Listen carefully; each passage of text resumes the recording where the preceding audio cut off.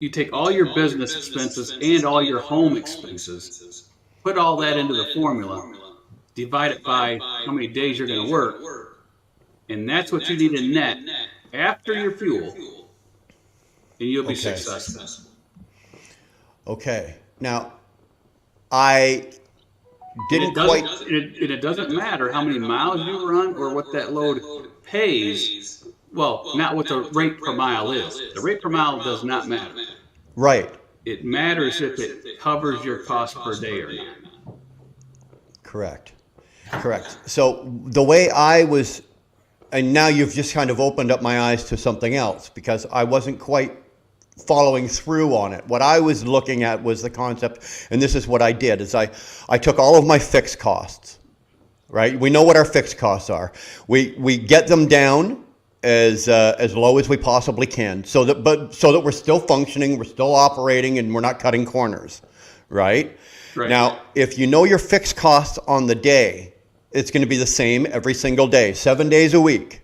Correct? Nothing. Correct. Even if you don't work those 2 days, like Saturday, let's say you're home Saturday, Sunday, you only work Monday to Friday just by chance. Even if you don't work Saturday or Sunday, you still have those fixed costs, even though the truck's not moving. That's correct. Okay. So then from there, what I was doing is, okay, now you got to get a hold of your variable costs. Now, in my case, my variable costs are basically is my fuel, right? So your fuel. Now people are going to go, well, you don't know how much your fuel costs you every single day. Now I broke it down to a daily basis, like on per day. So what I did is I know that, I'm not going to get an exact dollar for my fuel, but I know that my truck runs 8.5 to 8.6 miles per gallon. I know that I ran 600 miles today. I can get my calculator out and give me, within a few dollars, I can tell you how much I spent in fuel that day, right? So now that I've got my fixed cost and I've got a firm grip on my variable cost, I can now come up with a number of, okay, I take the two, put them together, and that is my per day. That is how much money per day my business, not my personal life, but my business needs to absolutely operate.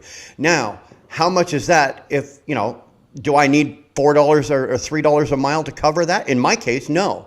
Do I need $2 a mile to cover that? No. Like I can cover that and still be profitable at about $1.30 something. Like I'm not making a lot of money, but I could cover all of my expenses, cover my truck, cover my salary, cover everything, and be profitable at $1.30 something. Correct. Right? So You're that's how. interrupting this, but I'm here. Oh, I'm sorry. What is that? Oh, a football game. That's the Michigan game. Oh, against damn. Iowa. Okay, you want me to talk faster?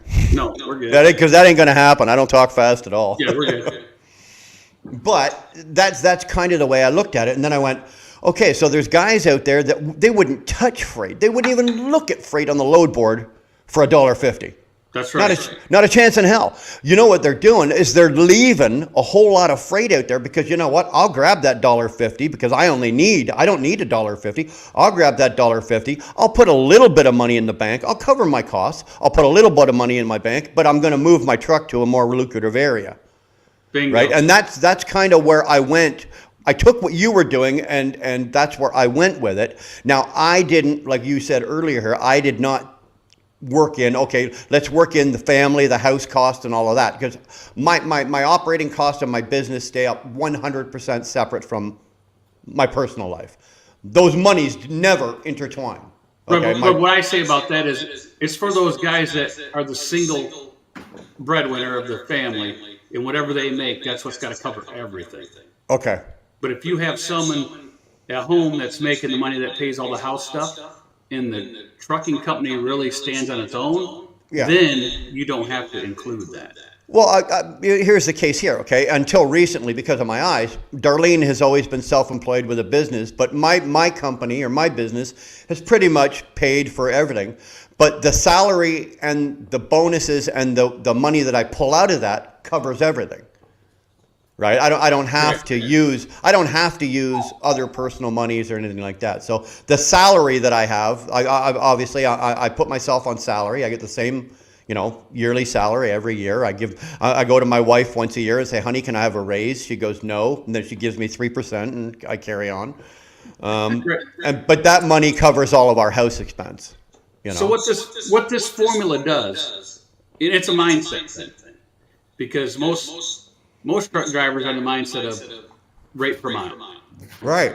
And they will say, I'm now hauling for less than $2 a mile, and they will let 400 loads go by. They won't even look at it because they're $1.50, $1.70, $1.80. Correct. When they could move to a better area. But instead, they'll sit a day, 2 days, 3 days, 4 days, 5, 6 days. We got guys who sit 6 days. Yeah. And they won't move the truck. Right. Now their $2 a mile that they need is out of the ballpark. They can't haul enough to make up what they just lost. Right. You can make up like, if I had to, I could make up a day a week if I had to. Right. I can't make up 3. I couldn't make up 5. If I sat for 5 days, I'm down for the month. I'm in the negative for the month. The ones that do it by rate per mile cannot make it up because they can't make up those miles. If they're running a 10,000 mile, they're basing it on 10,000 miles, and they basically took themselves out a week. Now those next 3 weeks are more than 2,500 miles a week. Correct. Right. Yes. So basically, it's really easy. If you know your costs per day, let's say you're going to run 20 days a month. You take your monthly fixed cost, divide that by 20. That's your cost per day after fuel. So you know what your truck gets per gallon. You can pretty much decide looking at a load. Yes. If you look at a load and you say, okay, after I take out everything I owe, if I work for a company, I take out their percentage. Let's say you come up with $400, and if you need $250 for cost per day, and we'll make it easy. Let's say it's a 300-mile run. You get 6 miles a gallon. You're going to use 50 gallons of fuel. Correct. And if it's $3 a gallon, you take that 150 off of that. $400. Let's say you're down with to $250, and you need $250. That's exactly what you need to cover that business cost. Correct. Now, if it was making $600, and you take that away, and it's $450, now you've got $200 more to play with. Right. On top of your bases, so that could be used for the next day, or you just let it build up. Right. In case you get sick or something like that, or you get close to home and you still have 2 more days of your 20, but you say, hey, I got 5 days of extra profit here. You could just go home.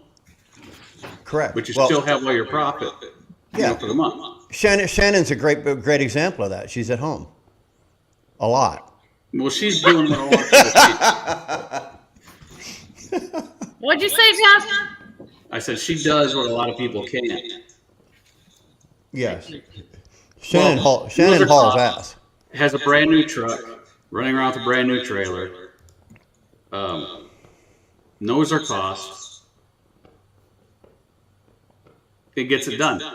And with our software we use, in the month of November, her net was more than just about everybody company-wide, and her truck payment's taken out. Atta girl. Good for you. So, and that included the weekend. I took 4 days off last week. So it shows that it can be done easily with a brand new lease purchase truck if you're in the right lease purchase program. And you know what? I think that was also part of when I first saw you talking about this, we were talking about, can you do it with a new truck, a new trailer in this market? Because the market is obviously the worst market that the trucking company has ever seen. Correct. This is the worst I've seen. And Jeff, I remember you saying that you've been doing this over 30 years. Yeah, it's the worst I've seen. So yeah, you ran your business through, the recession in 2008. You ran through 2015. You ran through 18, and now, and this, I agree. This is the worst. Yeah. This is the worst I've ever seen it too. Yeah. I haven't been an owner operator. I've only been an owner operator for 21 years, but I've been over 30 myself. So. And that's a nice hoodie, man. I don't know who got that. Yeah, that's pretty sharp. That? Right? You know what's wrong with it? She just needs to unzip it a little and have that pink wheel burner shirt underneath it that she's got. You want to hear a joke? We won't say it on YouTube, you know.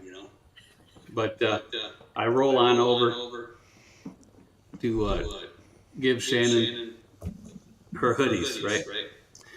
And I said, here's me. You want to try this one too, just in case that don't fit?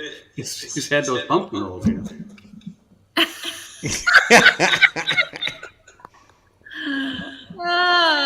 Yeah, so I'm lucky you did. Yeah. I only gained 10 pounds from the pumpkin rolls. Oh, I'm not eating them. Shannon, were you serious though, Shannon? Are you going to FedEx those up here? Well, yeah. You better check. Unless you make it over to me tomorrow and I can hand it to you. You might want to check on customs. I don't know if customs will allow you to ship food across. They will. Here's what happens. Because I used to run to Quebec all the time. Yeah. And pick up big bulk pork ribs and take them to Zoll Foods in Chicago. But when I come back across, they would get in there and look at them. But when I hauled like frozen lasagna and stuff out of Canada, they would take a box off the truck, go down, and come back 30 minutes later, and they ate a few of them. That's how I tested it. Yeah. So you might get a half a pumpkin roll.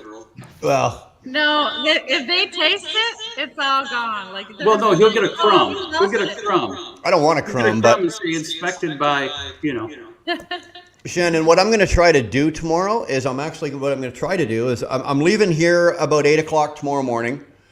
I'm only 450 out to Jackson. That's where I'm going. Okay. And I know where you are. Right. So what I think I'm going to do is, unfortunately, I can't cross the border up in Port Huron. Right. This is a direct customer, so we have to use the broker that the bridge or the border crossing that they choose. So I've got no choice. I've got to cross in Detroit, but I think I can still get up to you, and as long as I'm up to you and parked by 5 o'clock or something, it would still give me enough time. Because I've got to get back down to Jackson from your area, deliver. I gave you my time, I think 8:30, and then I've got to be over in Kalamazoo by 10 or 10:30 or something like that. So I don't know. I don't think it's going to be a problem, but I'll let you know. I'll shoot you a text tomorrow and give you. Yeah, don't stress, because like I said, if anything. Don't let it cost you extra fuel and all that. I'll be happy to FedEx it because I got a couple of other ones I'm FedExing also. Well, I'm not stressed. Have you ever seen me stressed? Nobody's ever seen me stressed. I don't think so. No. So, but I think we're echoing on Wheel Burner's side. It's got to be because me and Do you have two things running? Echoing. I do not. I've just got StreamYard. I don't have. Usually, you get an echo if you leave the YouTube up when you've got the StreamYard running, and I don't. I've got StreamYard only going here. You just don't know it. Damned final. Hold on. Yeah, just double check. Yeah, look in your sound, in your bars on your bottom of your screen or whatever. If you're using Apple or Windows. Nope. Somewhere you got the reverb going back. You got that big rig radio. Do you have it Jeff? Can you hear an echo from me? Not you. It's your guest. Yeah, go ahead, Shannon, talk. You're not echoing to us, but we're both echoing. And I don't have anything else open except StreamYard either. I even shut my phone off. That's all I got to stream there. Well, I've got. No, it's not on mine. Yeah, but you don't have a headphone on, do you?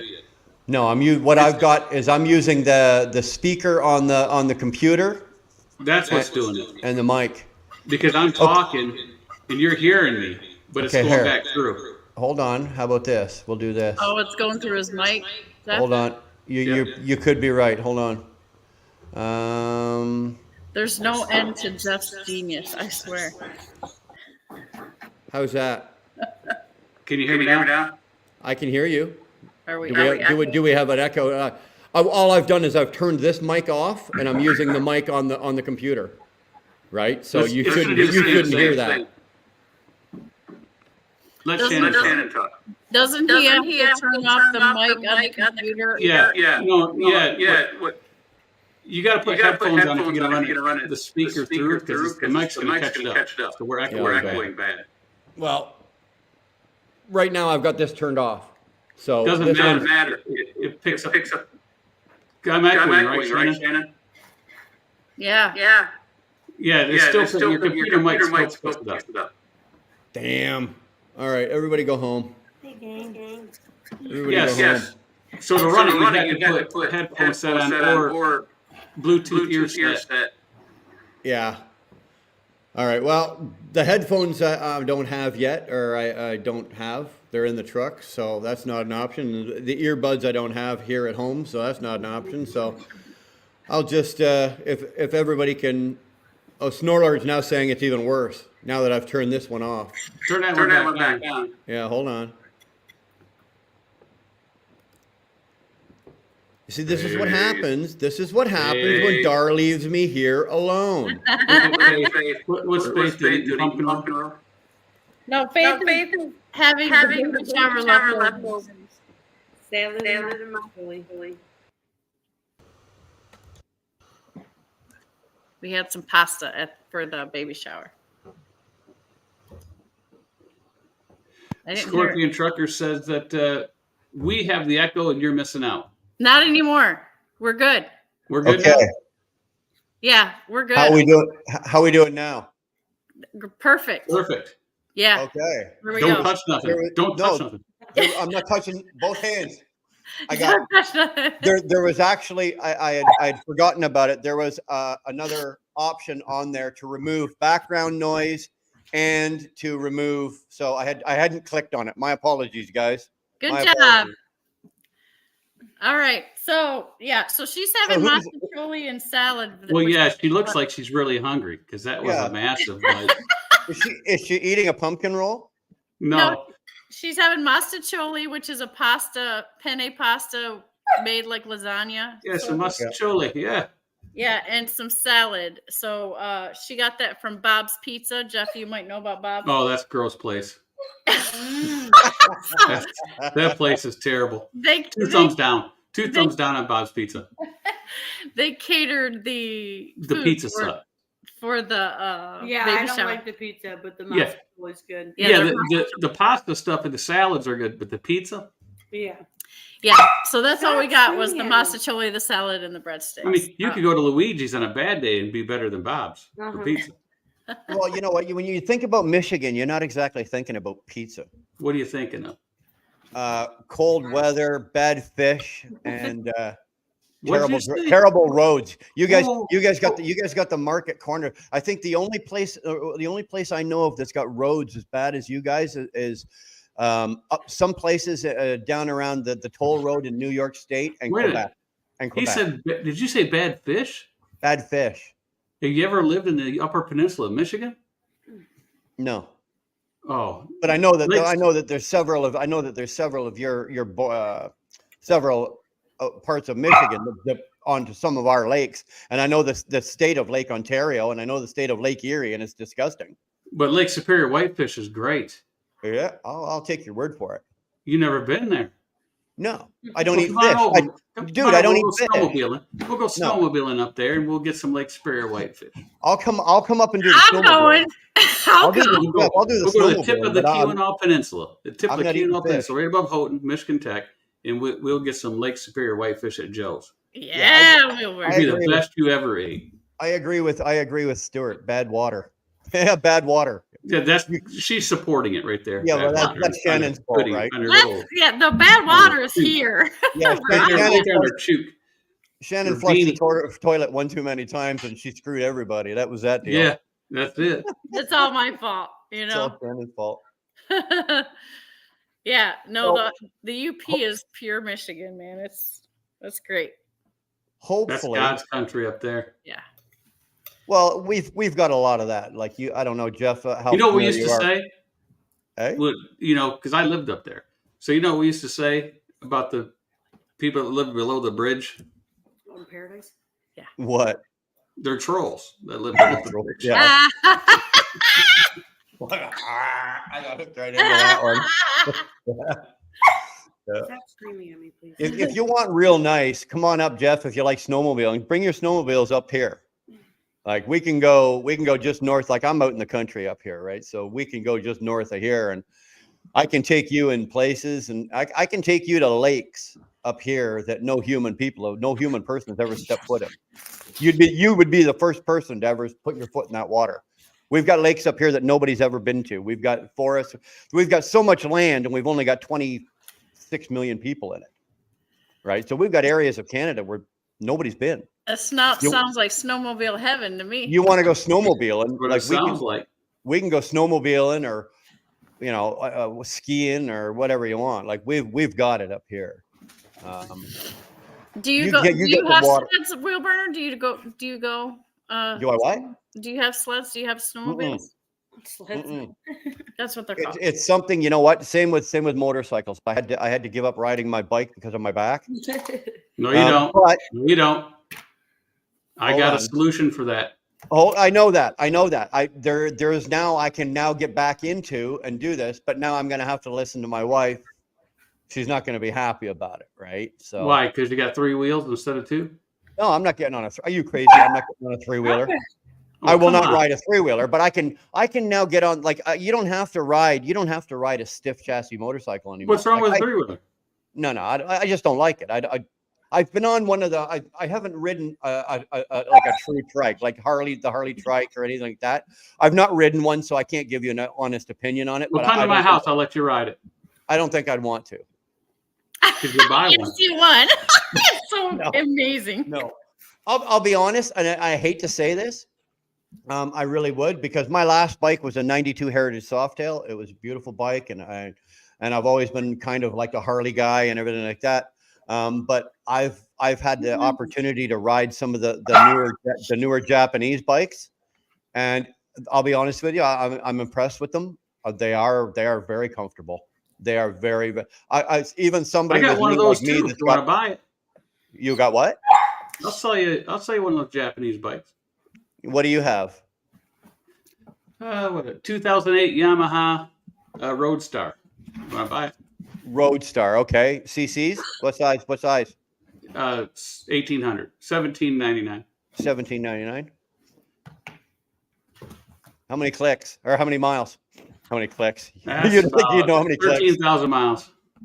13,000 miles. Yeah. Is the engine seized or something? What's wrong with it? Nothing. He's just busy. I'm just busy. Yeah, but you're too busy to ride that, but you ride the trike and the snowmobiles? Yeah. What? Well, no, I rode that until I got the trike. Oh, okay. The trike is just for business, Ubering. Yeah, it's Ubering. That's an Ubermobile. That's I need more trunk space. Yeah. Because teenage girls want lots of stuff. When you go. Well, I'll be honest with you. I would seriously consider that bike. Unfortunately, right now I'm just not enough. I just had 4 months off work. Right, the wheels for you, wheel burner, 4,000 American dollars. You could take it. 62. That's 6,200 Canadian, give or take, about 6,200 Canadian. Sounds like a good deal. Will you hold it for a while? It's not in any hurry to be. You're not in any hurry to sell it. Nah, it's not going. I'll be like my FedEx buddy. You know, he's got 5 Harleys in his garage, 6, maybe 6. Yeah. He's got a panhead, a Softail, and I don't know. He's got a bunch of them. I would really love to get back onto like a 65 or a 66 or something. He's got them from like the 50s on up. Yeah. Well, I tell you what, if you're willing to sit on it, if it's not gone when I get myself back on my feet, it would be irresponsible for me right now to spend money like that, considering what I just went through with, being off work for 4 months. So I might even have a picture of it. Maybe. Let me see. You guys remember as well, Jeff. I'd have to pay duty on that and tax on that to get it across the border. I'll sell you my truck for $100,000. Oh yeah, well that I can buy right now. Yeah, forget the 6,200 on the car on the bike. I'll take the. Stop screaming at me. So On the subject, if anybody's wanting to try the method, what Wheelburner's talking about, that he's practicing and getting a hold of. I've learned it. I've Here's my applied buddy it. with his bike. He came over.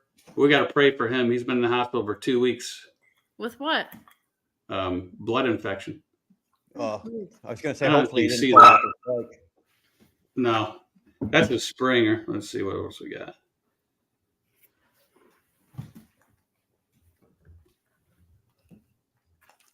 But yeah, tell you what, cost per day, it's really simple. And if you use it, you'll always stay in business. Yeah, and I'll tell you what, my opinion, from what I was doing, what they were talking about, like the miles, like looking at the cost or the price per mile and all that. Yeah. Compared to when I've changed over to this, it seriously is so much easier once you grasp it and once you practice it. Like, it is so much less stress. You might not be able to grab it right now, but I promise you, like, if you start trying it and applying it, man, you're gonna be amazed at how much easier your days are gonna go. Then it's like, oh man, God, you were working so hard. I believe it's extra harder, and you don't have to.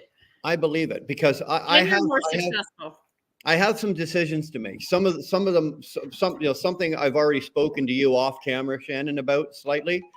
One of them is, Humberto, I see you there, but I just kind of, you missed the beginning. I just kind of wanted to sit with Jeff and Shannon just for a bit. I'm going to bring some people in if they've got some questions for Jeff in a few minutes. So just hold off a second, buddy. I'll get to you.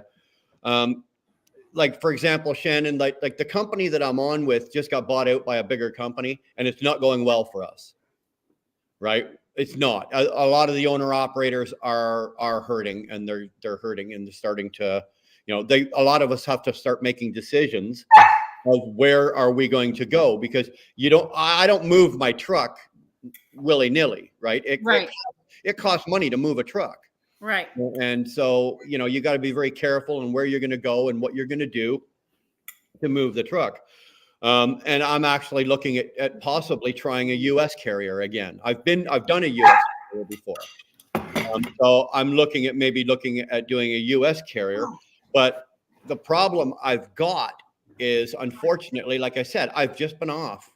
I don't have the money, and it would be irresponsible for me to go to a company in the financial position I'm in and expect to get on with them.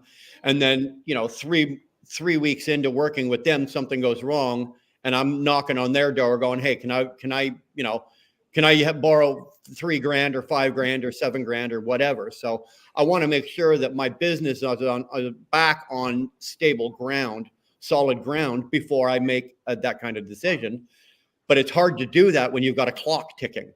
And right behind me, like my business with the company that we're on with, the clock is ticking, because it's just a matter of time before the bottom falls out for the owner operators, and we have to make a decision.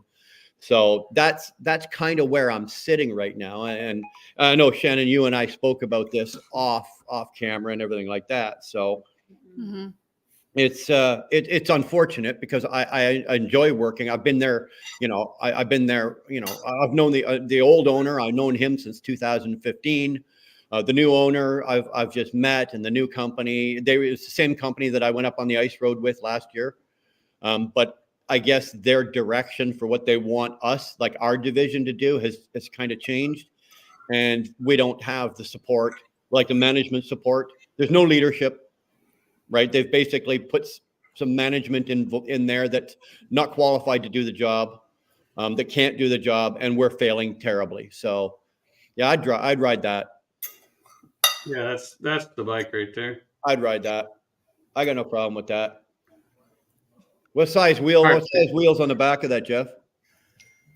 What is that, 260, 280, or 250? I'm trying to think. It's a 2008, you said? Yeah, it's 2008.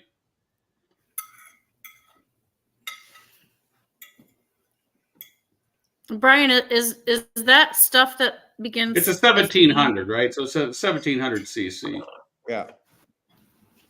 Delish. Look at. Sorry, Shannon, what were you saying? Is that what's prompted you to start, like, kind of Yes. looking at the stuff a little bit different? Yes, than that? well, it started. It's sort of like what Jeff did a few months ago already caught my attention. And then I saw as what was going on with the business and the company I'm with now, knowing that I'm now going to be probably be forced at some point to do business the way you are on the spot market and everything like that. So yes, I've had to do what I've had to readjust myself and look at it this way, in preparation for or having to make a move. Yeah. The rear wheel's a 150/80 16. A rear 180/50 16. 150/80. The 150/80 Okay. 16. Okay. And the tires on it, the rubber on it's good or Brand new. 13. Here's the thing: 13,000 miles won't burn off a lot of rubber. But if it's a 2008 and those are original wheels, I replaced the. They're going to be garbage. No, I replaced them 2 years ago.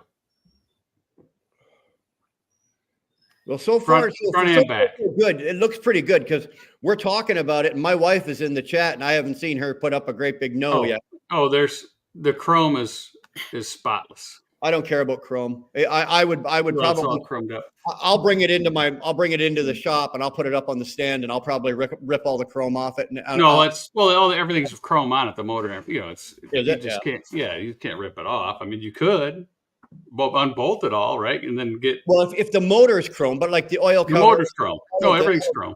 I'm gonna unchrome as much as I could, and I'd probably just blacken it out. What? I'm not a flashy guy. I'm on all my none of my bikes. I'm not either. That's just the way the bike comes. Yeah. Well, I didn't put nothing on it. That's stock. I'll take it. I'll take it from you if it's still available when I'm available to take it. Yeah, if you still got it, I'll take it from you. Well, since we're doing deals of the day, maybe I can get rid of this truck for $100,000. What's the truck? Yeah, I don't know. It's a pretty. Yeah, it's an all right truck, but I'd sell it to you for $100,000. What is it? He's trying to sell your truck. Mine? Yeah, he's trying to sell your truck. I thought you were talking about a semi. No, he's not. I know what he's talking about. I still don't know what truck are you talking about? What is it? It's a Dodge Ram. My truck. For $100,000? Yeah, I'll sell it to you for $100,000. Yeah. Faith's got dibs on it, so somebody, whoever wants to jump I got a brother. My younger brother is the general manager and part owner of the largest Chrysler dealership in Alberta. So if I want a Dodge, which I do, I get my Dodges through my brother. I'm not paying, and I won't pay $100,000. What is it? A 3500 dually? No, it's a 1500 Black Widow. See, I can go get myself a TRX. And for 107. Yeah, your price, not mine. Right. For 100. No, well, the MSRP is actually less than that. Not in the States here, it's not. Yeah, well, I guess they're harder to get down there. Up here, we can get them. I think they're. Oh no, they're in every dealer. They can't sell them. I don't know what to tell you. Nobody's going to pay that kind of money for that truck. I can do a TRX for under 100 Canadian. Yeah, you can't do that here. I can. When you go to the lot, they want 107 plus for them. Yeah, and they won't deal with them either, even though they can't sell them. Negotiable, eh? That's the same as all the right now. All the Hellcats, the Chargers and Challengers up here. What that sticker price says, they don't budge on them. They're not budging on them. So yeah, I wouldn't sell that truck anyway. What? I don't know. I would like a Hellcat. I would like a Challenger Hellcat. But I'm not about to drop that kind of money right this moment, right? There's a lot of stuff I want that I'm not. Yeah, I wouldn't pay that money for it either. No, I don't think. No way. Well, here's the thing, though, Jeff. In 2024, Dodge is getting rid of them, and they're going electric. You won't be able to buy them. So you buy it now and just park it in your garage and put a cover over it, because 5 years from now you'll be able to name your price for it, right? So if you've got the money to invest and look at it as an investment, I don't mean I want a Dodge Charger or a Dodge Challenger or Hellcat because I want to go tear up the streets with it. No. If I had the money on hand to do something like that, I'd put 2 of them in my garage right here. I'd cover them both. I'd take them out, get them regularly oil changed. I'd make sure they were in prime operating. And I got one over here. I'd sit on them for 5 years. Well, the wife's got one over there on the side of that wall. Tell her to stop driving it, because every time she get another 5 years from now, she'll be able to name her price for it. She'll divorce you and she'll be able to go anywhere she wants. It's a 2011. It's only got 50,000 miles on it. Yeah, but a 2011 has the 5.7 in it. So even still, that's a bulletproof motor. That's still going to be worth a lot of money. It's got low miles and it's spotless. And it's lady driven, so it's not like it's had the hell beat out of it, right? Oh, no ladies drive fast. I can just look at ELDs and know that. Oh yeah. Yep. Yeah. Shannon. Unless you govern them. I don't know. You know what? I kind of got into it with myself yesterday. I was arguing with myself because I was thinking about Shannon while I was driving, because I was pressed for time. And I remember last week distinctly telling Shannon, if you have to, make a phone call, move your appointment. Do not forego your fuel mileage for the speed and the time. Making up the time and burning off the fuel mileage, it's not lucrative. You won't make. Do not do it. Well, you know what? I ate my own words yesterday, and I did it, right? And I paid because I burnt more fuel than the load than I should have for the load that I was delivering. And it's one of those damn things. I could hear Shannon's voice in my head going, "Well, I've got appointments, and I got to go, and I got to be there, and and it's like, damn. You know what? I wouldn't pay more than 50 or 60 for a truck, and that's still high. Yeah, but if you're buying a used one, you're not going to pay. A new pickup truck, I wouldn't pay more than 50 or 60 for it. No, they're too expensive if you go past that point. Well, I'm going to pay 5. Okay, I'm not paying more than 5. You're not paying more than what? 5,000 or $5? $5, she said. You know what? I like cars. Unfortunately, I've got a really bad disease, and I do enjoy speed. I do like going fast, except when I'm in the Freightliner. And even in the Freightliner, I do enjoy going fast. I just prefer not to, because I like money more than I like speed. But when it comes to like cars and motorcycles, if you hand me the keys to a car and say this thing will do 200 miles an hour, I'll take the car and come back and tell you whether it'll do 200 miles an hour or not. If you hand me the keys to a motorcycle and say this thing will do 220, I'll take that bike and I'll bring it back to you and go, yeah, it'll do 220. Or I'll say, no, it won't do 220. It's just one of those things about me that I enjoy going fast. I just do. I'm not saying I do it irresponsibly, but I do it as safely as I possibly can. But I do like to go fast. I like all things with a motor, right? So do I. If it's got wheels and a motor, if it's got wheels and a motor, guys. If it's got wheels and a motor, chances are I can drive it or fly it, and I will push it to whatever its limits are. I've stopped counting after 80. 80 miles an hour? No, 80 vehicles that I've had in my lifetime. Well, I haven't owned 80 vehicles. I'm not even close to 80. Yeah. No. I drive the speed limit. That's all I got to say. Yeah, maybe your personal car, not in your truck. You don't. I bet you if I looked at your e-log. Hold on. I bet you if I looked at your e-log, because I know with my e-log, if the speed limit on the highway is 65, or let's just say I'm on a county road and the speed limit's 55 and I'm doing 62. When I park at the end of the day, I have a little red circle in one of my settings that shows me that I was speeding, and it actually tells me the road I was on, the speed I was going, and the speed limit on that road. and how long I was actually speeding. And I can promise you, if I looked at your e-log and it had that same option, you speed. Let's ask Snorlord. He's in the chat. Yeah. He can check your ELD, Shannon. Come on. You're about to get busted there, Pinky. You're about to get busted.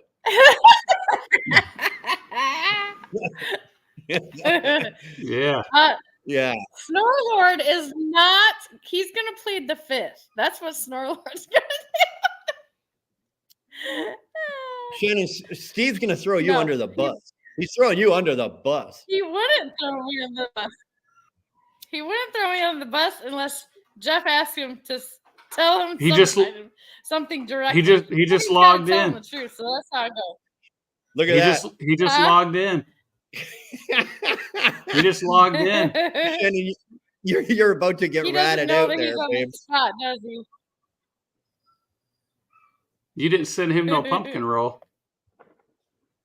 That's your mistake right there. No, his is coming. He's gonna get one. Call me. He gets a special one. He gets a special one because she's got all of the what do you call it? Merchandise. I got all of them. All the merch. So he gets a. He has all the merch. Yeah, he's got, and you know what? If you look at Snorlord's, he's got really good merch. Yeah, but look. Right, he doesn't have the typical crap. He's got some good stuff in there. Like we've got some of Snorlord's. I've got a t-shirt. Dar's got the wine. What's that? A wine tumbler or something like that. And it's they're actually good. They're functional. They're really good. So yeah, he's got the good stuff, not like just the typical crap that most guys have. My merch rules. Look at that. Let's not get carried away here. Right? Yeah, look at that. Merch rules. My merch rules. Yeah. Yeah. He's also got an ego. You don't know it by watching his morning trucking reports that he's got, but he does. He's got an ego. Yeah. Oh yeah. Oh, hold on. Who's that? I think yeah, so is he coming into Buster? No, actually, I've got a couple other people in the background here, just in the backstage here. But like I said, I wanted to kind of limit this in the beginning here, just to the three of us, so we could discuss.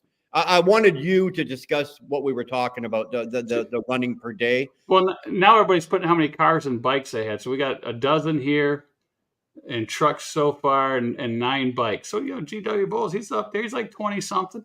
He's in the 20s. I'm like, you know what? I'm not near 20. I've probably got about a dozen cars. Probably got 4 or 5 or 6 motorcycles.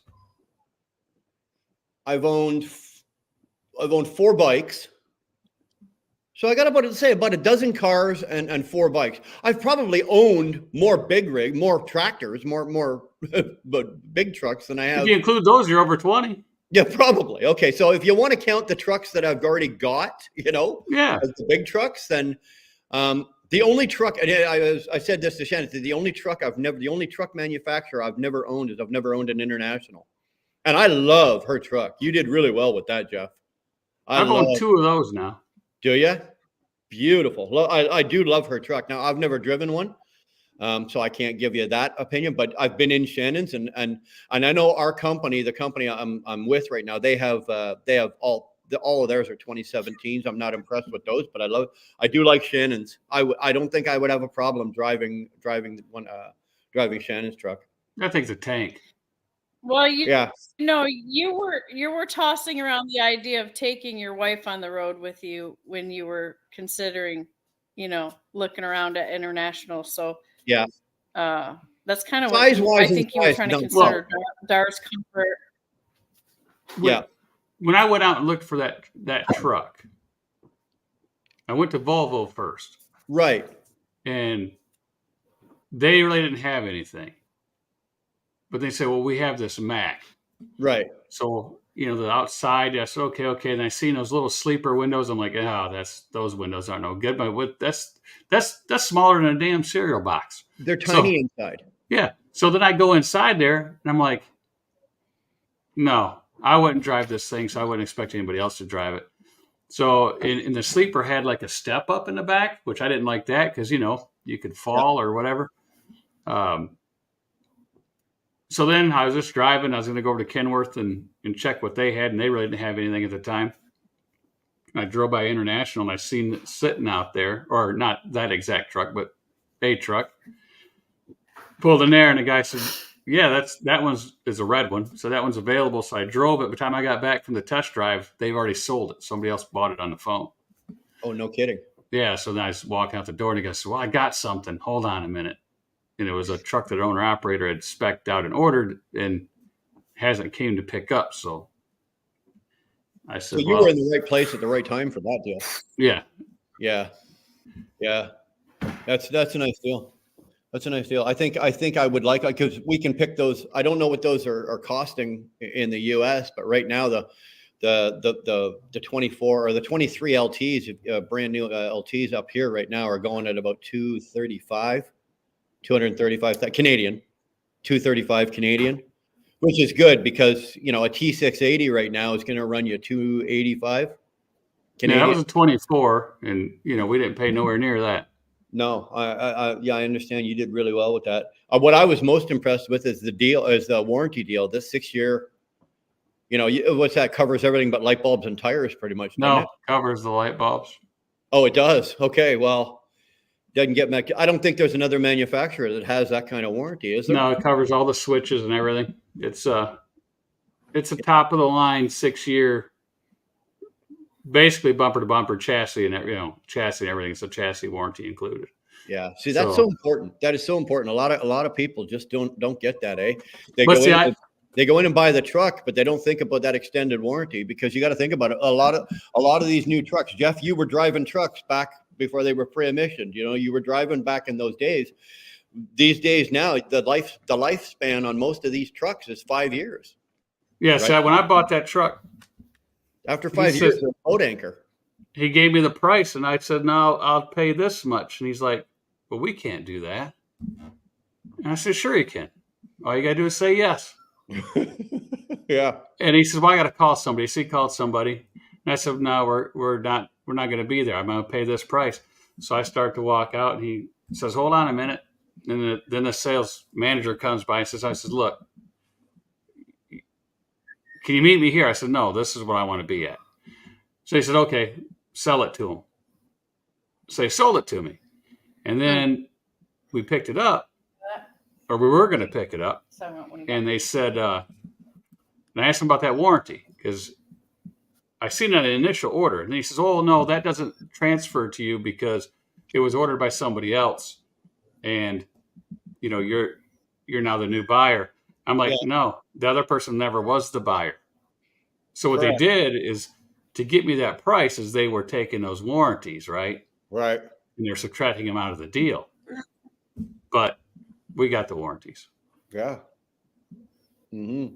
Now, you can't get that warranty in Canada. Is that a U.S.? Because from where I live right now, I go into the biggest major city to me is Kingston. It's about 20 miles. And I did a thing a while back. I went into International, Volvo, Peterbilt, Kenworth, and Freightliner, spec'd out 5 new trucks, sat down with the sales guy, did the whole thing and everything like that. And when I got to International for the new LT, we couldn't get the 6-year warranty. It's not offered. He'd never even heard of it.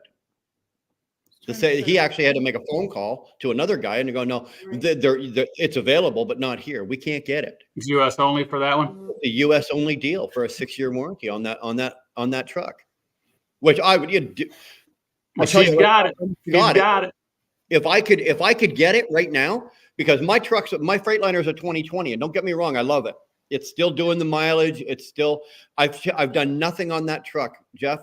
Since I've owned that truck, I've not had to do anything but a knock sensor, a def pump, and everything's been warranted anyway. It's all warranted. I've been very, very fortunate. But it's a 2020. It went into service in November of 19. It's now coming up 24. I have to start looking at down the road here. Where am I going to go? Well, Brian, the thing is that the warranty is so good, and Shannon can attest to this. It's so good that the APU, and I told her it's not working right. Take it back in there. She takes it after struggling all summer. She takes it in there, and what did they do under warranty? They replaced the whole thing. Yeah. The whole thing. I got a brand new one. Yeah. That's and it was like, wasn't it, Jeff, just like 2 days or 3 days? That's it. Yep. It was so fast.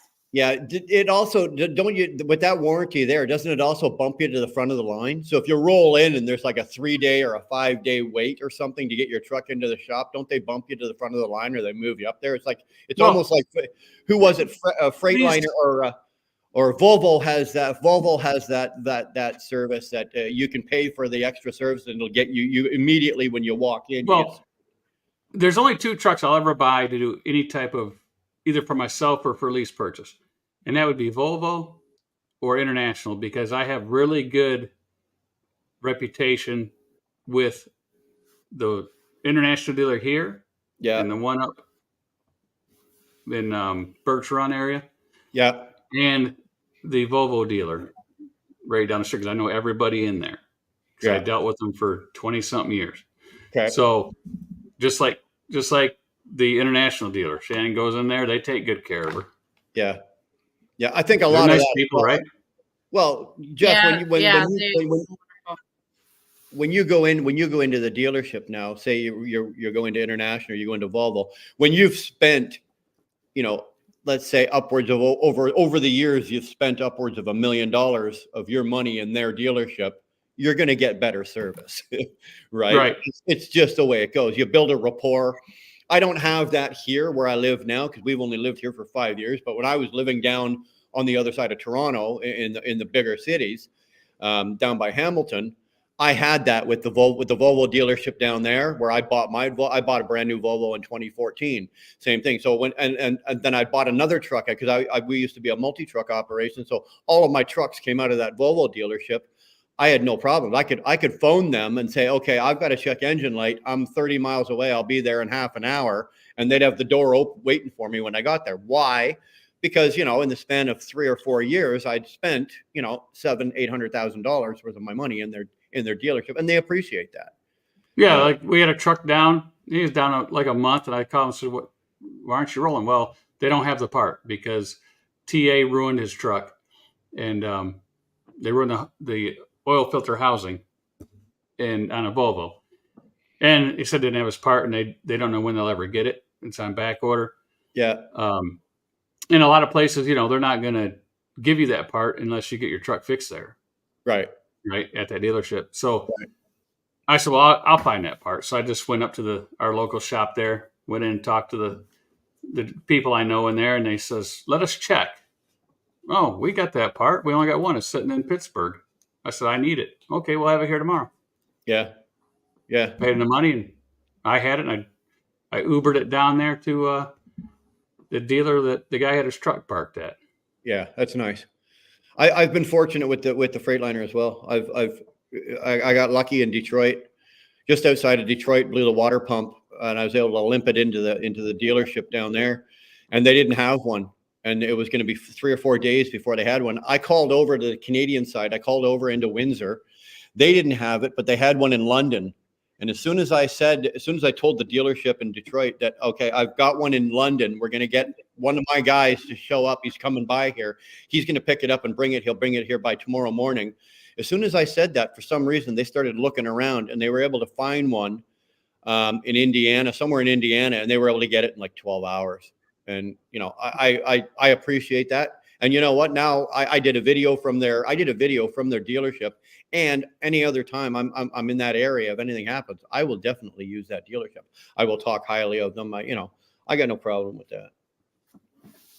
Somebody says Birch Run, Michigan. It's really they really call it Saginaw, but it's in between the two. Those dealers up there are all off the 75 freeway. But Nicholas is from Michigan. Nicholas is from Michigan. Who, Nick also, Earl? Yeah. Yeah, Nick he's Earl. The one he's giving us a hard time, is he? Yeah, Nick Earl. Nick Earl's been my boy. I think Nick's been following me since I was in the convoy. Since the day when we took the truck and we went into the convoy in Ottawa. I think Nick's been with me that long. I think I know Robert Tyke Trucking. He's been following us. He was with us in the convoy, followed us in there when we were doing all the videos from the convoy. I thought you were in that movie Convoy. Do I look that old, man? Really? Hey, aren't you the rubber duck? No, I'm the wheel burner. No, not the rubber duck. Who was in that movie? Oh, that was Chris Christopherson, wasn't it? Chris Christopherson, yeah. Chris Christopherson. That was a great movie. I thought that was you, Brian, in your younger days. Like no. Man, what? Yeah, you know what? You're Chris Christopherson. I don't have that kind of sexiness. Chris Christopherson, even Chris Christopherson's 80 years old. He can still get women faster than I could. Come on, that guy's got sex appeal just dripping off of him. Anyway. Yeah, you guys, Jeff, are you okay? I don't know. I've got a couple people here that might want to ask you some questions. Are you good to answer a couple of questions, or do you want to run? I'm going to jump out because the signal's getting weak, and so I'll let you guys continue. I'm going to sit back and watch because I'm getting some. I got maybe a few minutes because I'm going to go back and watch this Michigan game. But anyway, go ahead. All right, man. I'll give you a couple minutes. Shannon, I'll text you tomorrow, okay? Let you know what's going on. I'm jumping out. Thank you. All right. For having me on.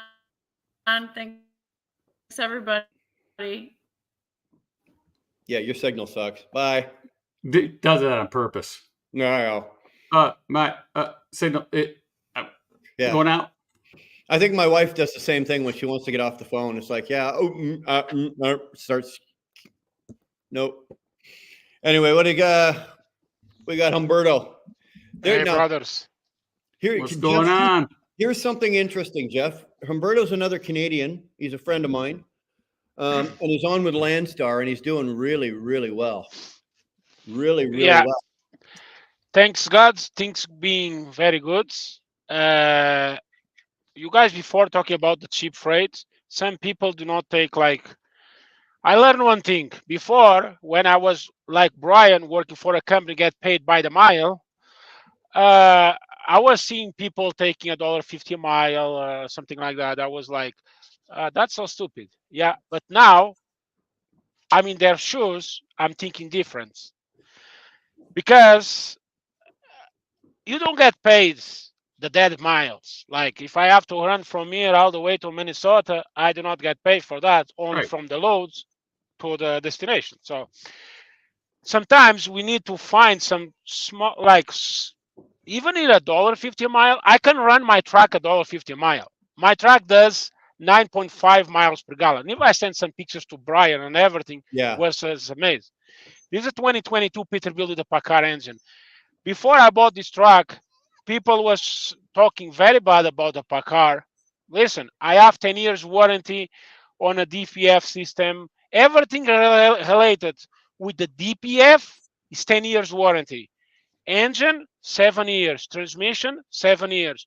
So I know for 7 years, I have to not expend any money on nothing. So I don't know why people, before I bought this truck, they have exact same Peterbilt, but with the Commons engine. I love Commons. I did have an International with Commons, but this was 565 horsepower. He drinks more gas in one day. That means drinking a beer in 1 year. But I love it. I was going to buy that Commons. And the guy says, yeah, but the warranty is totally different. So look at the both of them. Because Packard is Packard, and Packard wants Peterbilt, Packard wants Kenworth. So what they do, I think they do that warranties. Of course, 10 years is extra. So I got this one with a Packard. I did have small little problems, like 2 months. I think I was running a NOx sensor was bad. I was in Edmonton. I did go there, and the guy took me right away. The guy says, okay, it's a NOx sensor because I have, I know it was a NOx sensor because I have a snap horn, like for a tool machine for trucks. So I told them it's a NOx sensor. So the guys changed it for free. I paid nothing. They check everything. They clean the DPF system because the DPF filter, because of the NOx sensor was so screwed. The guys did clean everything. I pay shit. I was there for 2 hours. I was out.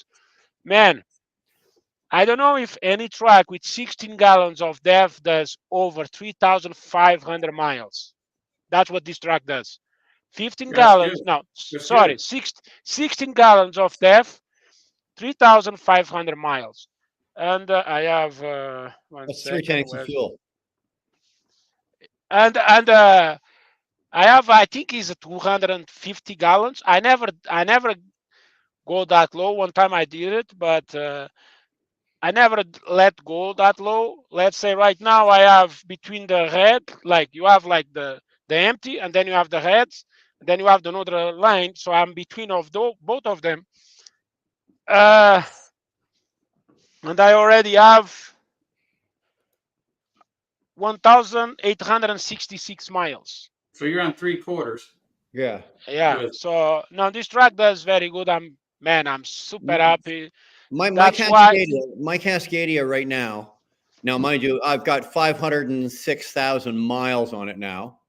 506,000 miles. I'm still averaging about 8. I'm down. I used to be almost at 9. I'm down to about averaging about 8.5, 8.5.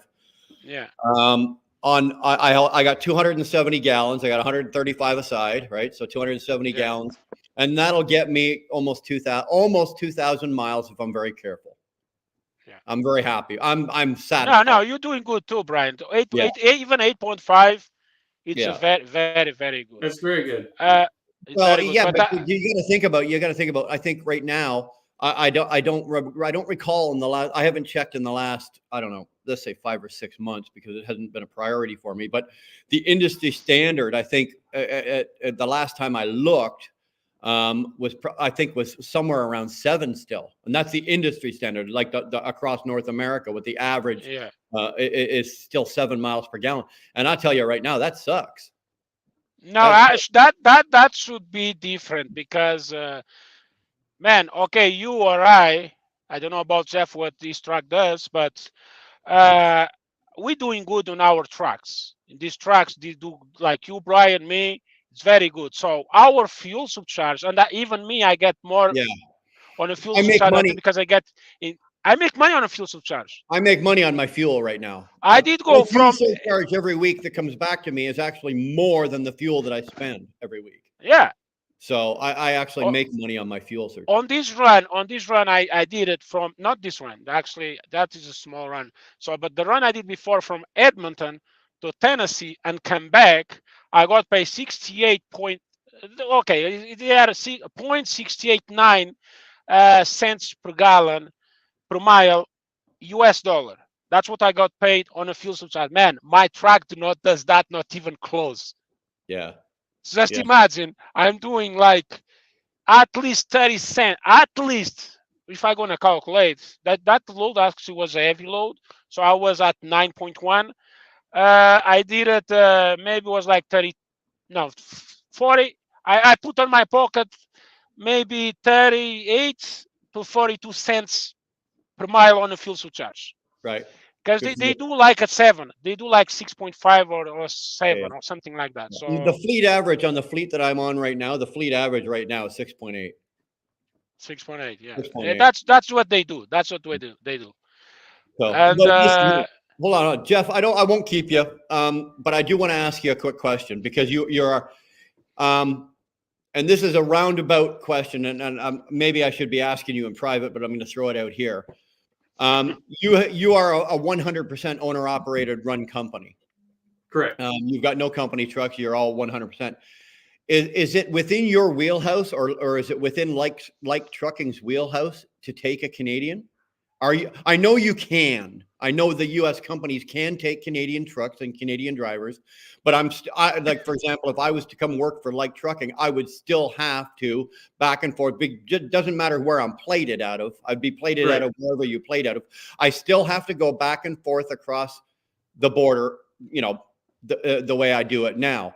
Yeah. Is that something that you've ever looked at or considered, or is it something that you would ever look at or maybe consider? Well, yeah, we might consider. All we have to do is get, the authority to run over into Canada, right? Yeah, well, the authorities for Canada, as long as you don't want to run the territories, like the 2 territories, Right. but the authorities for Canada is $6,800 Canadian for the authorities. Yeah, so that's all we would have to do. I mean, other than that. Now, is that something that if it was worth your while, maybe with the freight? Worth the while. Yeah, worth the while. It might be in the future. Yeah. I never say never. Okay. Yeah, me too. Not in business. It's something that Right. I've spoken. It's something that I've spoken to Shannon about because I ran for Mercer. I worked for Mercer for a while and couldn't make it work with the big carrier like that. Okay, it's That's just like you that's get like lost. hazmat, right? That's like hazmat. Right. I would We have it, but we don't haul if right? if I was to come and work for a carrier in the States again, I would be looking for something like trucking or something along that size. I don't want a big, massive carrier. I don't want to be lost in the turmoil. See, but the problem is a lot of like I was talking to Post Trip. I was talking to Spectre. You know who that is? yeah, Right. He's a smaller carrier, owner operator, same deal like that. And financially wise, for the insurance, it's not that big of a deal to add a truck that had to go into Canada. It was the authorities and everything like that. And he thought about it and he's just kind of, well, nah, I really don't. Because then you're getting into, you got to do your ACEs and ACIs and your customs and all that kind of stuff. So, well, here's the difference, right? So here's what we offer that a lot of the smaller ones don't. I go get all the interstate authorities. right. So if I have a contractor that lives in a state and they want to run their own state, but you need the interstate for that state, I'll spend the money and do that. It's a lot of work. Right. In the States, right? It's a lot of work over here because we have to apply to to the Secretary of State, to that state for a foreign corporation, right? Pay the money for that. Once we get approved for that, then you got to apply for the interstate authority, which is money also. Right. Then every year you got to file a tax return or some type of return with that state, whatever they require. So it can be really cumbersome and a lot of money if no one's going to really run it. Right. Right. So we have a lot of interstate authorities because we have drivers all over the 48. Right. And so that's what we do. And I also, we do have the hazmat, but we don't haul it, but it's there in case we go to a Procter & Gamble because we had a contractor get fully loaded up. And then they said, they actually put some hazmat on this trailer. Right. Right. At that point, we didn't have it. So I went and, went through the documentation and got that just in case something like that ever happened. Sure. Right. Sure. Well, it's something that maybe in the future, I can't make a move. Like I said, I'd like to, before I make a move, I'd like to be on very firm financial standing ground before I would, put myself under the company. It's something we'd entertain, we'd if look it's at. Something that you'd be willing to look at least. And, we would look at it. The numbers and if it's worth it to you, because I can being where I am, I've been in this area for like yourself. A lot of people where you are. You've been down there a long time. I can run a triangle, and I would probably run a triangle from Southern Ontario down into the States, and then I would be out into I'd be out into Western Canada. I'd be up into Alberta, probably up into Alberta. I'll be honest with you, where I would go, and then I'd be calling CDN, going, "Hey, right, what are you doing? Like, hook me up, get me out of here. I got to go back down here."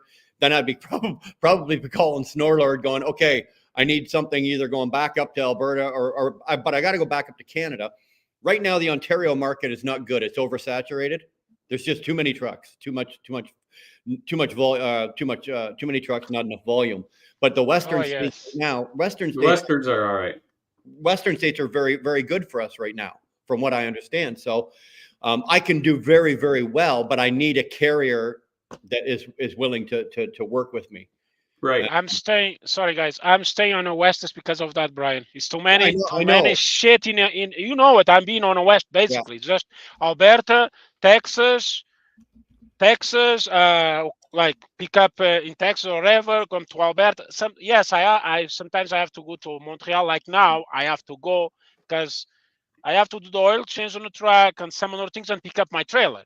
So finally, Landstar and everything is good to pick up the trailer already. So I'm gonna pick up my trailer, and then you're not gonna see me a lot in Quebec. That's I can guarantee you.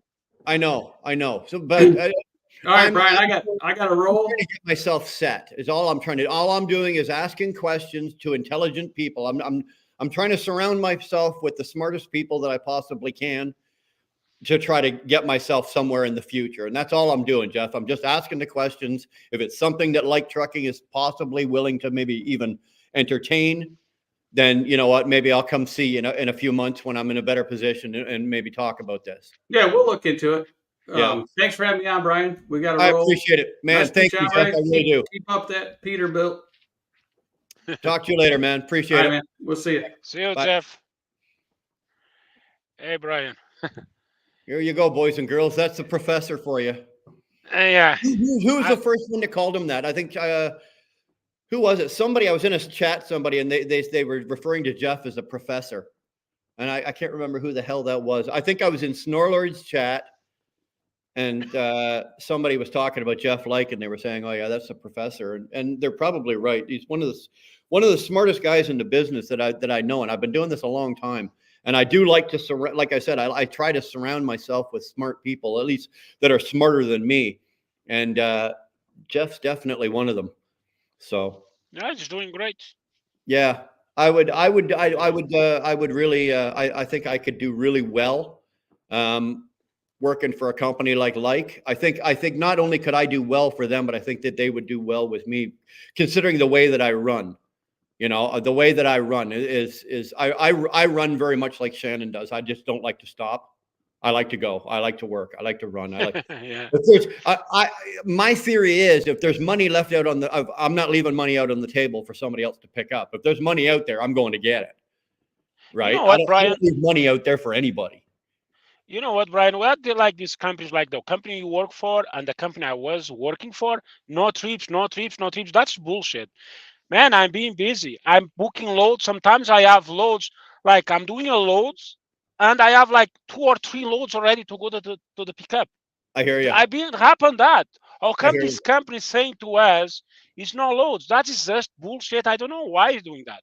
I don't know. Well, here, I'm not. Don't get me wrong. I'm not going to run the company I'm working for right now. I'm not going to run them into the dirt or say anything bad about them.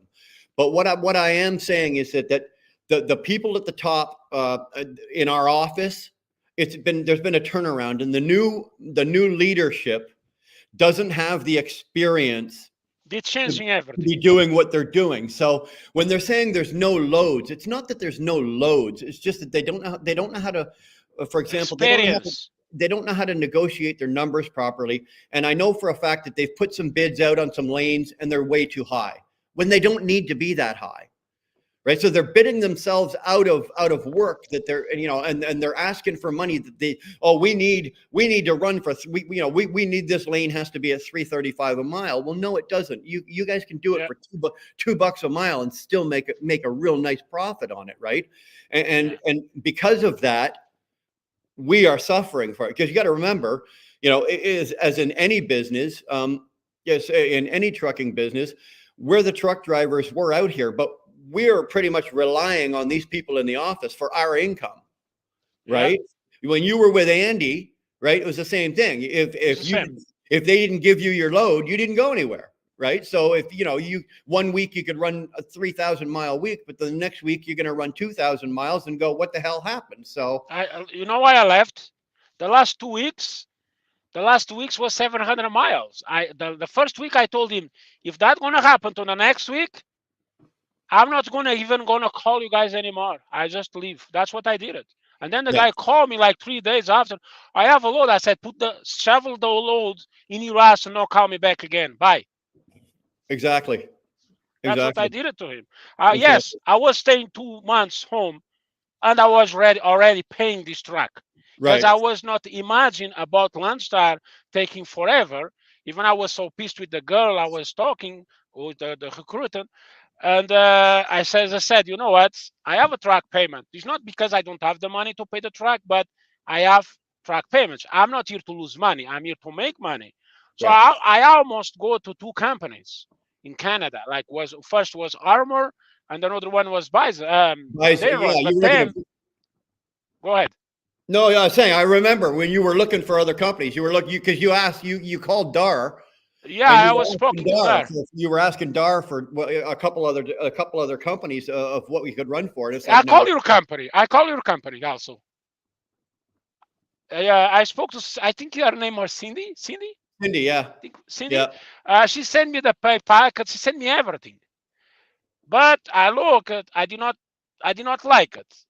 Only on a part on a fuel surcharge, because to be honest, at Andy Transport I was getting way more on a fuel surcharge. But in another end, your company pays a bit more on the miles, and I was like, why? What the hell? Why? Okay, they pay a bit more on miles. Yes, it's true. But why the fuel surcharge is less than another company? That's what I don't understand. It's not just you company, like AT Transport. That one is the worst. That one was the worst. That one is. You thought ET was the worst? Well, oh yeah. The fuel surcharge, when I compare the weekly, because you have to remember, you getting paid for the fuel surcharge, but not for the current week you're doing right now. So I was comparing. I was like, even I told Roner, it was on the WhatsApp, that fuel surcharge is ridiculous. 38 cents a mile. 38. When your company paying 55, talking about Canadian. You getting 55. I get more than 50. This week I just ran. No, that was a long time ago. This week I just ran. I'm well over 55. I'm close, almost closer over $1, believe it or not. And last week, because it changes every week, right? It changed all the time. The fuel surcharge comes out every Monday morning at 7:00. So we check it every Monday morning at 7:00. But the way my company runs the fuel surcharge is they look at FSA as the company where they get the posted the fuel surcharge. And it comes out as a percentage. It doesn't come out as a dollar value. So it'll come out at, say, a percentage. It'll come out. So I think last week it was something like 79%. So what my company does, they'll take 79%. So let's say, like, this week I just finished. I finished yesterday. I got in. I had 2,850 miles is what my miles were for the week. Not a bad week. It wasn't a great week. It's not fantastic, but it's a good week for me. It's a good money week. I made money. So what they'll do is they'll take 2,850, multiply that by 78%. That'll come out to like $1.40. So basically, my fuel surcharge was $1.40 a mile. So they pay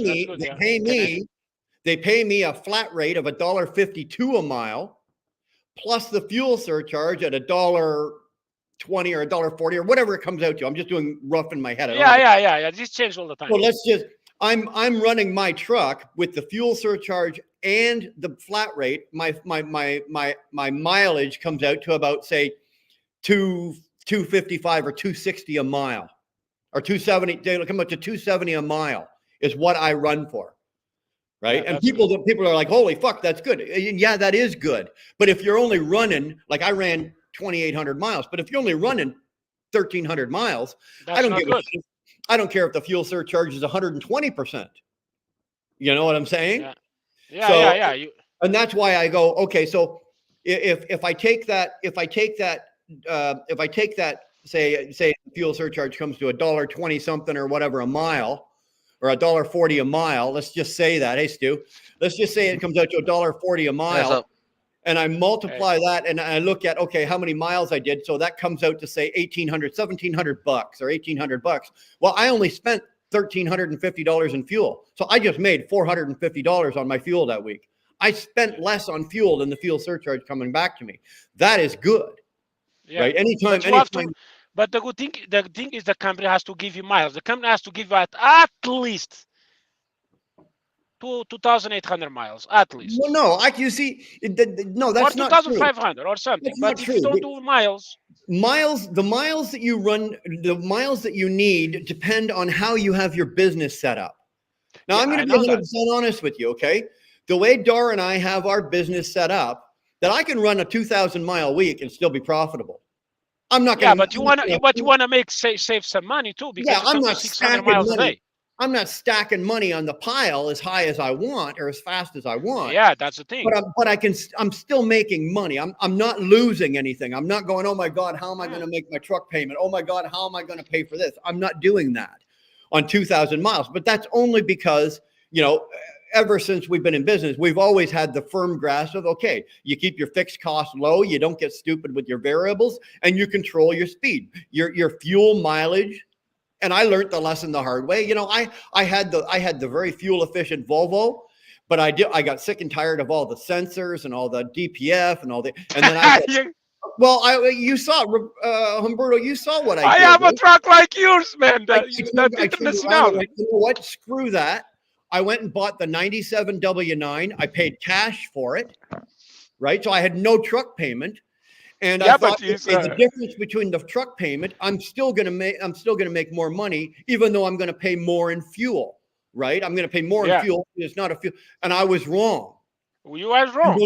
And believe it or not, it was Ronan that taught me that lesson. Ronan taught me that lesson. He told me, he says, if you do this, he didn't even try to stop me. He tried to talk me out of it, but he said, if you do this, it is not going to work for you. It's going to backfire on you. And Ronan was right. Okay. He was right. I went back to ET, or I was still working for ET. And I then bought that truck from ET, right? That truck was the 2020 that I'm driving now. You did like a 3 months run the track to see if they. What he did, exactly. I sold the Kenworth. And then for 90 days, I did a challenge. He challenged me. Yeah. Right? He did the 90-day challenge. He let me drive the truck with nothing payment, because the truck was only 8 months old when I got it. So it only had 8 months worth of mileage on it, right? So I got an 8-month-old truck, right? And he said, okay, this is what I want you to do. You're going to run the truck for 3 months, and you're going to run it as a contractor, right? Like Drivers Inc. He said, you're going to do that, and then we're going to log everything, and we're going to compare the difference between the 3 months of that and the 90 days of that and the 90 days of the W9, and then we're going to compare it to the rest of the fleet and blah, blah, blah, blah, blah. And sure as hell, he was right. Even with the truck, then I turned around and I bought the Freightliner, right? And I sold the Kenworth. I had some money left over from the Volvo, so I was able to put down a really nice chunk of change. I was able to put down a hefty down payment down on the Freightliner. So my truck payment on that Freightliner is only $2,000, right? So I've got a really low truck payment. And because I've got a really low truck payment, it's not a big hurt. I don't need to run 3,000 miles because I've got a $3,500 a month truck payment. Right? I don't have that. So it's how your business is set up. Stu, you can agree with this. Well, I agree 100%. No, what I'm you're saying, missing you're missing a valid a big point, right? To that whole fuel mileage thing is okay. Say the W9 gets 5 miles to the gallon, right? And the Freightliner gets 8 miles to the gallon. Okay, 8.5. Well, it doesn't matter what the number is, right? At today's fuel prices, right? That might be, say, a 30 cents a mile or 30 cents per mile difference in your fuel cost. Well, the bigger that, the higher the fuel cost goes, the bigger that number. So the bigger the fuel cost, now it could be 50, 60 cents if you was to get up into the $5, $6 territory per mile. So that number is always moving. And the higher the fuel cost goes, the bigger that costs more. If you're going from 30 cents a mile right now in today's fuel prices, and the fuel just spikes at $1.50, that could be another 30 cents a mile extra you're paying on top of what you're already the deficit that you have. Is it Leffler's curve? What's the graph of it? There's a term for it, but it's a constant moving number. And it will get bigger. Right. And I agree with you. When I was doing that challenge and I bought that W9, we were paid. That's also when fuel was also, I think we were just under the $6 a gallon area. Remember, like we were ridiculous, right? Like my fuel bill for a week at one point, like Dar almost shit the bed. The fuel bill came in 1 week at ET, we were paid 1st and the 15th. So let's say for 2 weeks, my fuel bill came in and it was like $3,700. And we both lost our mind, right? $3,700. I'm going, are you out of your freaking mind? Like, even with the Volvo, my fuel bill would be like a week, $1,800, something like that, or $1,600. And then, like I said, with the Freightliner, like I can run 2,800. For example, this week I did 2,850, and I might have spent $1,200 in fuel. In this truck, if I fuel all the way, I can do almost 3 days of driving, 600 and something miles. Once I still have fuel, I have to fuel up, of course. Yeah. What I want to emphasize, yes, fuel economy is important, but get your business set up. Get your goddamn business set up for the market that you're in. Otherwise, you're going to be dead. How many of those guys, Stu, how many of those guys came in when we were making, $6 a mile? They all came in and they all bought. We know somebody that did that. They came in and bought a great big, huge, beautiful Peterbilt, massive payment on it, slapped $60,000 for the chrome on it, and then the bottom fell out. Yeah. Right? You've always got to keep your costs low, right? I mean, the lower you keep your cost, the lower you can move freight for. I mean, not that that's the goal. I don't want to be moving freight for $1.50. I never want to be. But if I need to go that low, I can, and I can survive. Versus someone that's maybe at like $2 a mile is their bottom number, and then that's the same guy that's bitching, hey, stop taking cheap freight. And I'm like, well, I'm not taking cheap freight. This is what I need. And so you just give yourself an advantage. You know what I'm saying? That's all you got to do. I agree with you. That was what I was saying to Brian before. When I was paid by like the same as Brian, I was thinking, why these people take so cheap freight? But now I'm on a different shoes because I'm booking my loads, and sometimes I have to run for $1.60 a mile. But it's not. Thanks God, it's not being a lot, because I'm getting really good loads. The load. One of the best loads I did was from Montreal to Calgary, and that load pays on my pocket $15,000. So and then I took one load, a small load. That load was from Calgary to Calgary to Saskatoon, from Saskatoon to Edmonton at $1.60 a mile. Right. Was not a good pay. You know why I did that? Because my load from Edmonton to Tennessee and come back, they pay me in US dollars. After Lone Star cut and everything, $15,000 US dollars. Right. So I took that small. Basically, what you did is you used the $1.60 a mile freight to get your truck into a better position. And that pay for the fuel and even more money, because I'm doing 9 miles per gallon. That's what that enables you to do. Somebody that absolutely has to have $2 a mile isn't going to take $1.50 a mile to move his truck. He's going to stay parked because it's not worth it. I know a guy was in Las Vegas, was for Lone Star, was 2 weeks, and I was on a load board. I was like, man, it's a load down there in Reno, Nevada, straight to Edmonton, pays $2.50 a mile. But I'm in Las Vegas. Go to Reno and then go to Canada. Yeah. Why are you staying there 2 weeks? I don't do that. So you're gonna fail, man. Yeah, you're gonna fail because you cannot do that. Go truck yourself. It's more than that. 6 miles per gallon compared to an 8 mile per gallon truck is the difference of $500 a week. It's more than that. If you've got a 6 mile per gallon truck and you've got an 8 mile per gallon truck.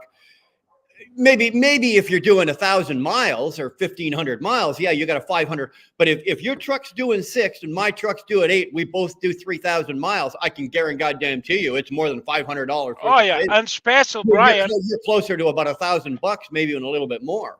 And plus, depending on the fuel discount you have, I have a fantastic fuel discount, and I sent some to I hate you right now. So I look at man. You sent some of those to DAR, your fuel, what you pay for fuel. $3 a gallon, man. When the fuel is $5 something a gallon. Yeah. Dude, I paid this week. I paid I paid $3.54 a gallon for fuel. I was out in the fuel island doing a happy dance. That is the cheapest I have paid for fuel in probably 2 years, man. How much again? How much again? $3.58 a gallon for fuel. If I was passing from you, I would say, "What's that, man?" Yeah, I just paid $3.21. Dude, I'm standing in the fuel aisle, fuel in my truck, and I'm like, dude, this is awesome, right? Like I'm going to start drinking it so I can piss it out later. I'm going to start filling up my jugs and for that price of fuel, because in Canada, right, when you convert the dollars, like from Canadian dollars to US dollars, and then you convert the liters to gallons, we're still close to $6 a gallon up here. Yeah. It's and sometimes more. And sometimes more. Right. So it's insane. So it really is when you come across fuel like that, right? And a lot of being a Canadian, and Humberto, you know this, they tell a lot of people go, oh, I don't buy US fuel. I only buy Canadian fuel because I want the HST back, right? They want that tax money back. Well, I'm like, so what? The HST is only 13%. The price difference after you do the conversion and the price difference in the States is more than 13%. Forget the HST. Yeah, I never fuel in Canada. I would rather have the savings in my pocket today than have the HST return on the quarterly all day long. Because the money I'm saving on the fuel right now is substantially more than the HST I'm getting back. And guys don't get that. It's like, you guys need to learn this kind of stuff. Last time, when I did go to Montreal last time, when I was in Texas, I fuel in Texas for less than $3 a mile, $3 a gallon. That is, and then I fuel again in Oklahoma. I did not need much. But I feel because it was the last when I get before the border in Ambassador Bridge, so I fuel over there again. It was only 30 something gallons, but I don't care. It's money. So I fuel in Detroit before Canada was $3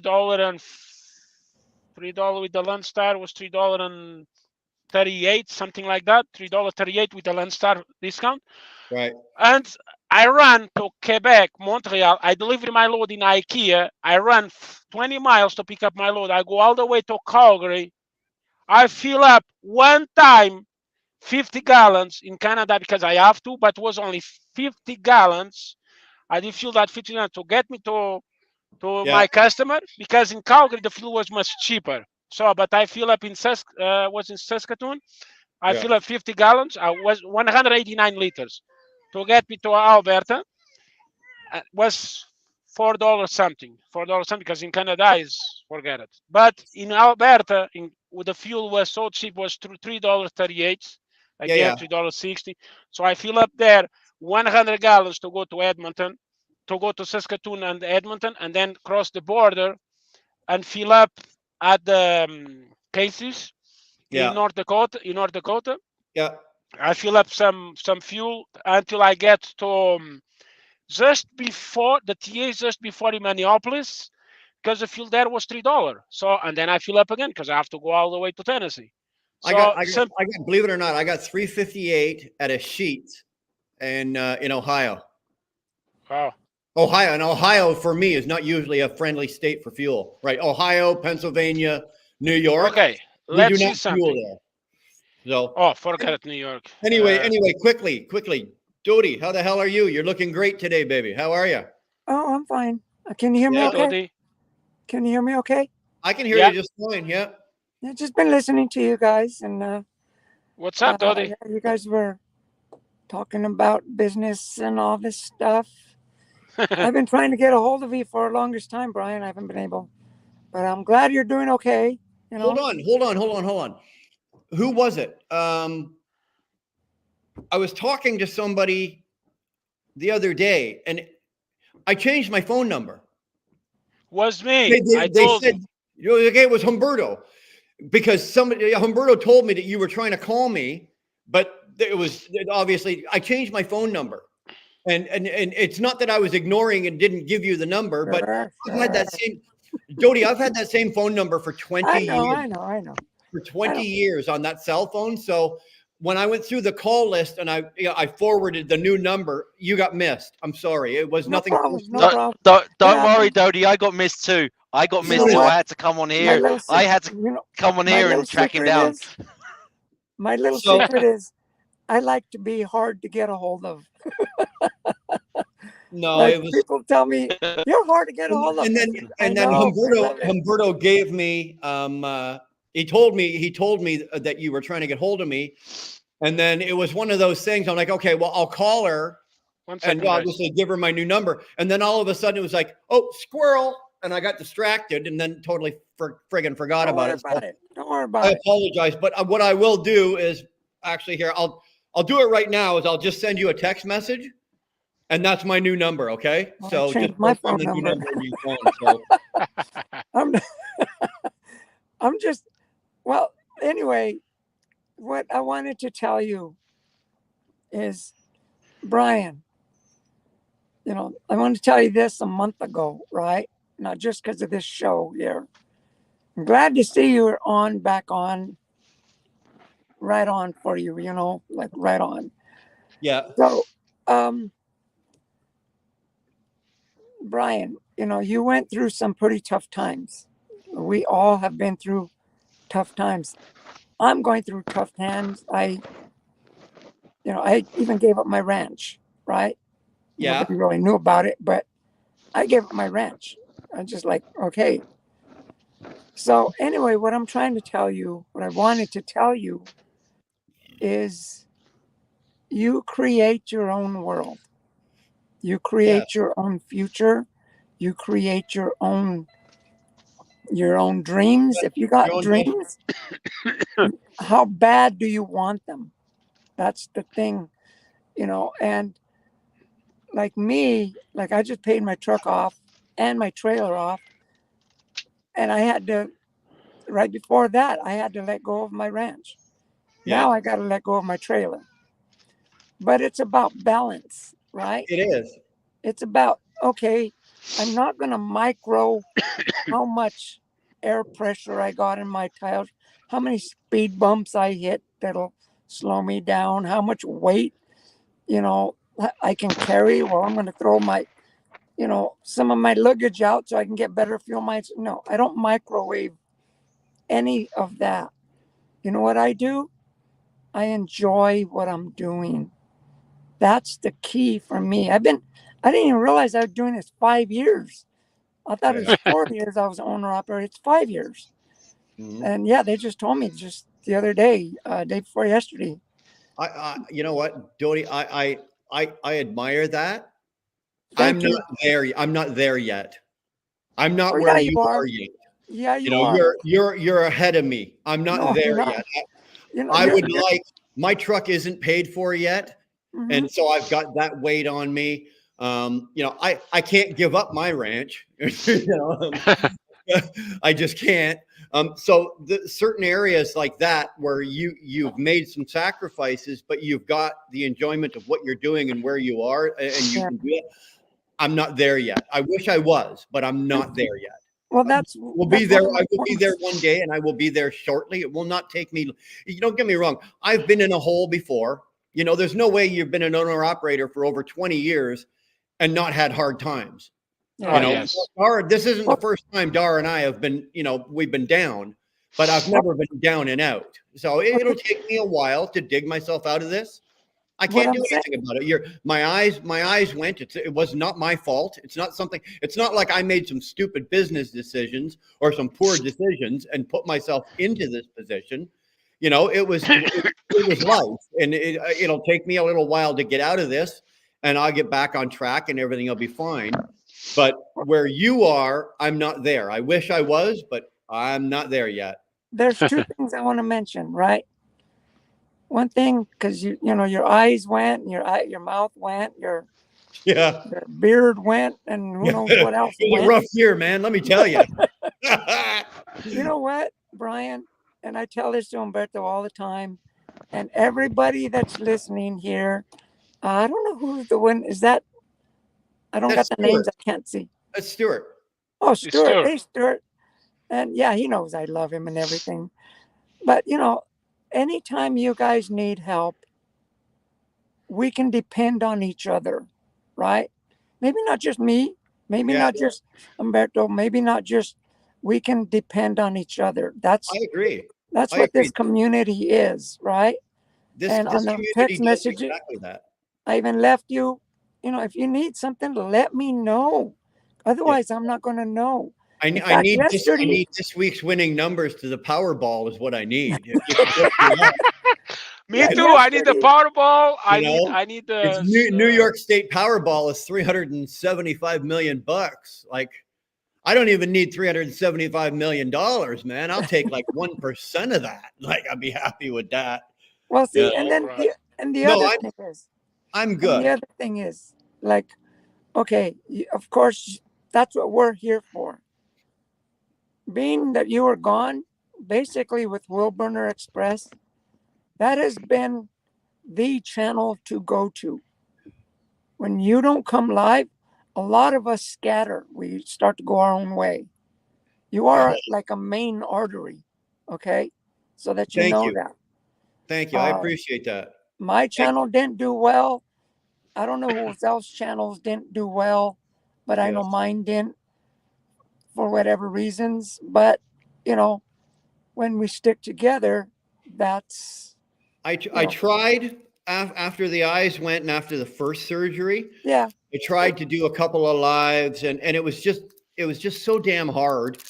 Then I had all of the complications. Like, I don't know if you know this, but like all told in the 4 months, I've had nine surgeries. I've had so many complications. I've had to go back. I've had 9 surgeries total. So it's been very difficult to focus on the channel. And unfortunately, I tried to do a couple of lives and I just couldn't do it.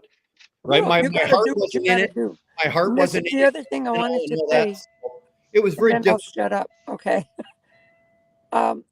Like you said, you're not there yet. And I'm not making the money that Umberto is. And I don't know what Stuart is making. No, why you say that?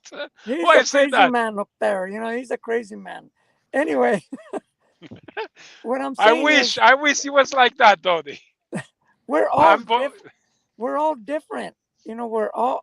I don't got the same needs you have. I don't got the same desires you have. I don't have anybody. I wear my own, I walk my own way. I follow my own path. But I'm going to tell you one thing, because you were talking to some other guy, I forgot his name, Jeff? Earlier. Yeah. Right? And you had said, I could see that you looked up to him really well.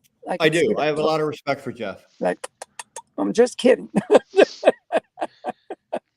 I'm just kidding. But nobody gets where they are without a little once in a while. So I don't care who you are. Yeah. Well, this is one of the things, if I may offer some advice, right?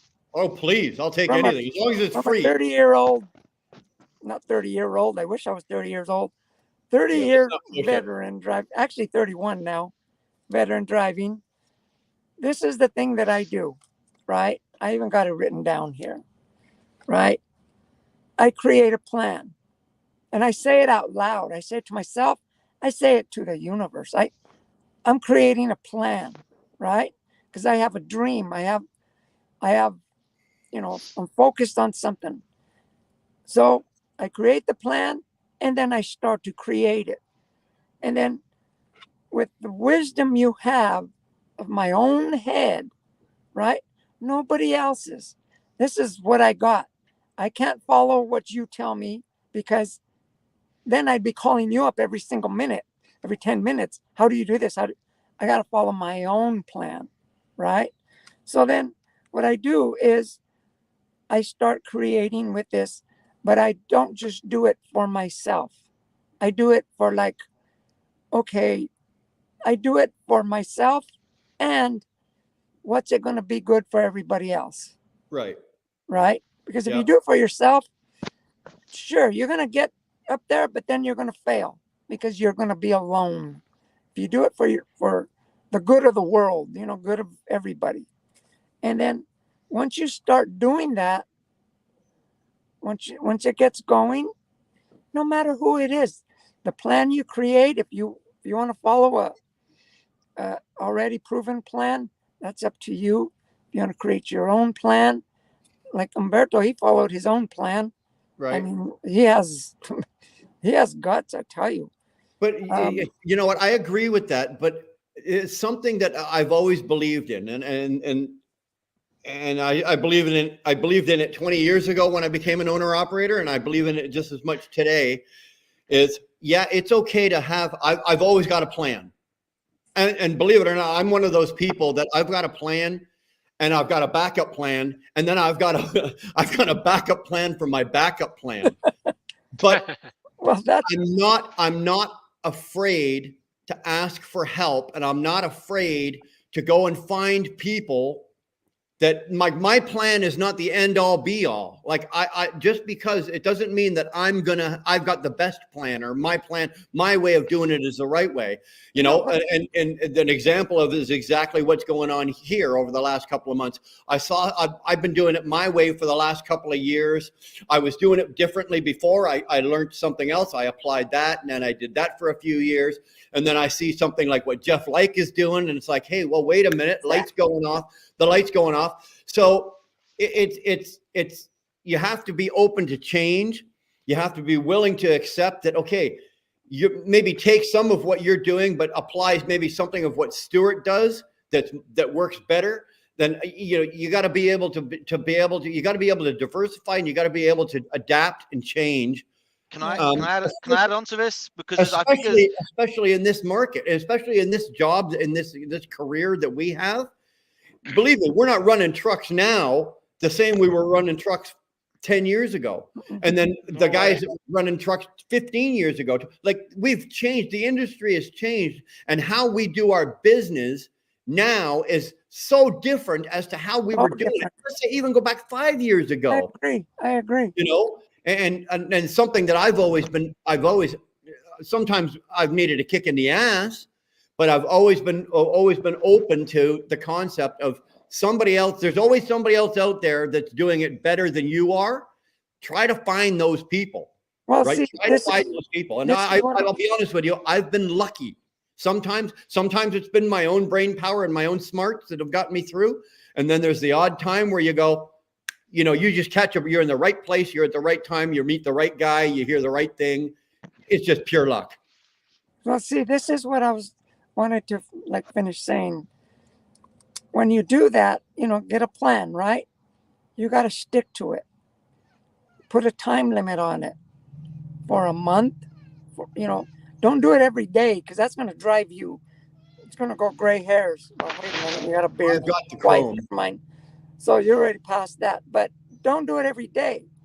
Set yourself a month quota. How do I do this month? Okay. I sucked at this part. I need to improve on that. Okay, do that. What works for Umberto, what works for you, what works for Stuart, what works for anybody doesn't work for me.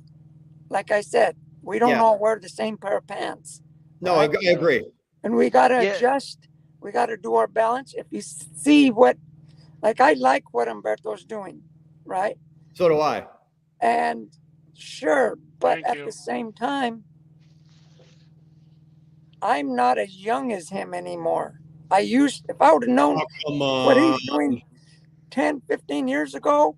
Dodi, I told you already. I told you already many times, and I'm going to keep saying you can do it. Special now. Listen. Special now. You have your own trailer. You have your own truck. I know you are not tired, because it's exactly the same what you do. Your company give like Brian. Now I used to be like Brian. The company gives me the loads. I am myself the way I am. I always try to go one step forwards. And I was stuck with the company because when I was doing reefer, I was doing really, really good. Even when the COVID-19, I was doing minimum 3,500 miles, because everybody else was stuck at home getting $2,000 by the government. I was like, what the fuck is $2,000 when I can get over $10,000 in a month on my pocket? Right. So I was working. I always did work. Thing I wanted to say here is whatever you do, right? Sure, we're in the trucking business. We're counting our pennies and stuff like that. But you know what? Don't do it for the money. Put the money is a tool, just like the tires on your truck. You need your tires on your truck. You need the money, okay? Don't do it for the money. Do it for your heart. Do it like, okay, I'm going to accomplish this year. So I set myself a goal. I set myself a plan. That plan is going to change. Expect it. You're going to lose stuff. You're going to gain stuff. But you got to get to that goal at the end of the year. Totally, but you understand though, right? Huh? You don't do it. When you say don't do it for the money, you're competing against people that do it strictly for the money. Well, you got I understand the angle you're coming from, to have the vision, have the passion and the dedication in the job you do. Look, I understand that, right? Your heart's got to be in what you do, and we've all got to have an end goal, right? We come into this. I understand that, right? But the end of the day, that is one side of business, right? Whether you're an employee, whether you're a business owner, your heart's got to be in what you do. But the principles of business will never change because you will be out of business. And if that means I have to sell the truck that I absolutely love because it gets shitty fuel mileage and it's costing me 50 cents more a mile, right? Hypothetically, that's the decision I have to make, and I can't let my emotions get in the way of that because what I'm saying is, okay, that's why you do it like for a month, right? Or a week. We'll say for a week. Try that out for a week. No, that didn't work. Okay. Your goal is to get yourself a good business, right? To get yourself a new truck, a new home, whatever. Okay. But if you start stressing about one thing, like I'm stressing about my engine or something. I'm all worried about my engine. Well, that's going to affect me and how I work. Whether it's the engine, the money, the loads, whatever. Don't focus on just that one thing. Focus on the whole thing, and that way you can make adjustments. You can see the people you need to talk to. You can let go of the things you need to let go of. Can I give you an analogy real quick? So Nope. if you're stressing about your engine, right? It's obviously an issue, right? Like think of it as we're a boat, right? And I've got a big hole and X amount of gallons of water's coming in. Do you think I'm going to stress about that, or do you think I'm going to stress about the little crack on the other side? Well, I'm going to address and stress about the thing that's going to sink me immediately. That's where you're right? going to adjust. You're going to balance it. Yeah. Okay, if you get a flat tire. But my point is the stress is a good thing. That means you acknowledge there's a problem, there's an issue, and you've got to fix it. Right. What I'm saying is, you got to look at everything as a whole, right? Okay, yeah, I agree. Let me say this. Let me say this. Ahead. The entire whole of the trucking business. You got the freight. You got first of all, you got the freight, demand and supply and demand, right? You got the economy. Some of that is out of our control. Okay, now you got your equipment. It's in our control. So these are the things you can work on.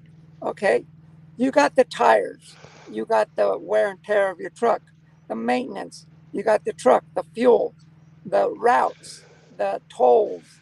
You got your food, your health. You got all that stuff. I'm not just going to focus on the money. I'm not going to focus on that. That's just one of the things, like the tires. That's just one of the things, like the motor. If I'm running low on money, you know what? I got to start focusing on that so I can make more money. If I'm going to run low on tires, well, I got to focus on that so I can start making more money. That's the way I've been doing it, because I don't micro anything. I got to look at it as the whole. That's the way I'm doing it. Okay, I'm not forcing anybody to do anything. I can understand that, and I accept what you're saying. That's how you do it, I will respect that. But for me, like a lot of the guys, like probably like Spectre, like Stu, like even you, Doty. When we first got into this business, why did we get into it? I didn't get into trucking because I was going to get rich. I got into trucking because I loved doing what I was doing. And it just turned out that I was pretty damn good at it. Okay. And so I got into it for the love. But as time goes on, and in the beginning, you've got that fire, you've got that fire in your guts and you're just going. And, Doty, we remember the days where we weren't running with logbooks and we were running down the highway at 85 mile an hour at $3 3 miles per gallon. And our hair was on fire and we were having we were running 3 logbooks, 3 paper logbooks, and we were doing, and it was fun. With and no governor. Fun, and we had the fire and we had the desire. But over time, and as the industry has changed, I've had to go, you know what? I can't do this anymore. I can't operate my business this way anymore. I've had to adjust my business because now I not only have to know the trucking business, which is what we do, right? We pick up a load, we book a load, we pick it up, we run it from here, we deliver it here, we get the bill signed.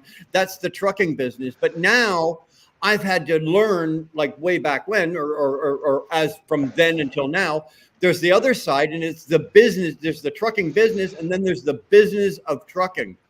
The business of trucking is all of the shit that goes on behind the scenes that makes us able to do our jobs. And that's the business of trucking. And then we get all the over-regulation that's gone on and all the new trucks and all the new problems and all the new shit.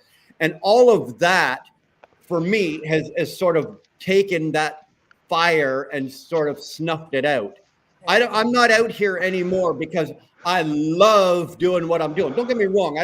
I'm not one of those guys that gets up in the morning and I hate my job. I don't. I still love opening my curtains every morning, and I've got that fishbowl there that I look, and I'm in a different place every morning, and I still love that.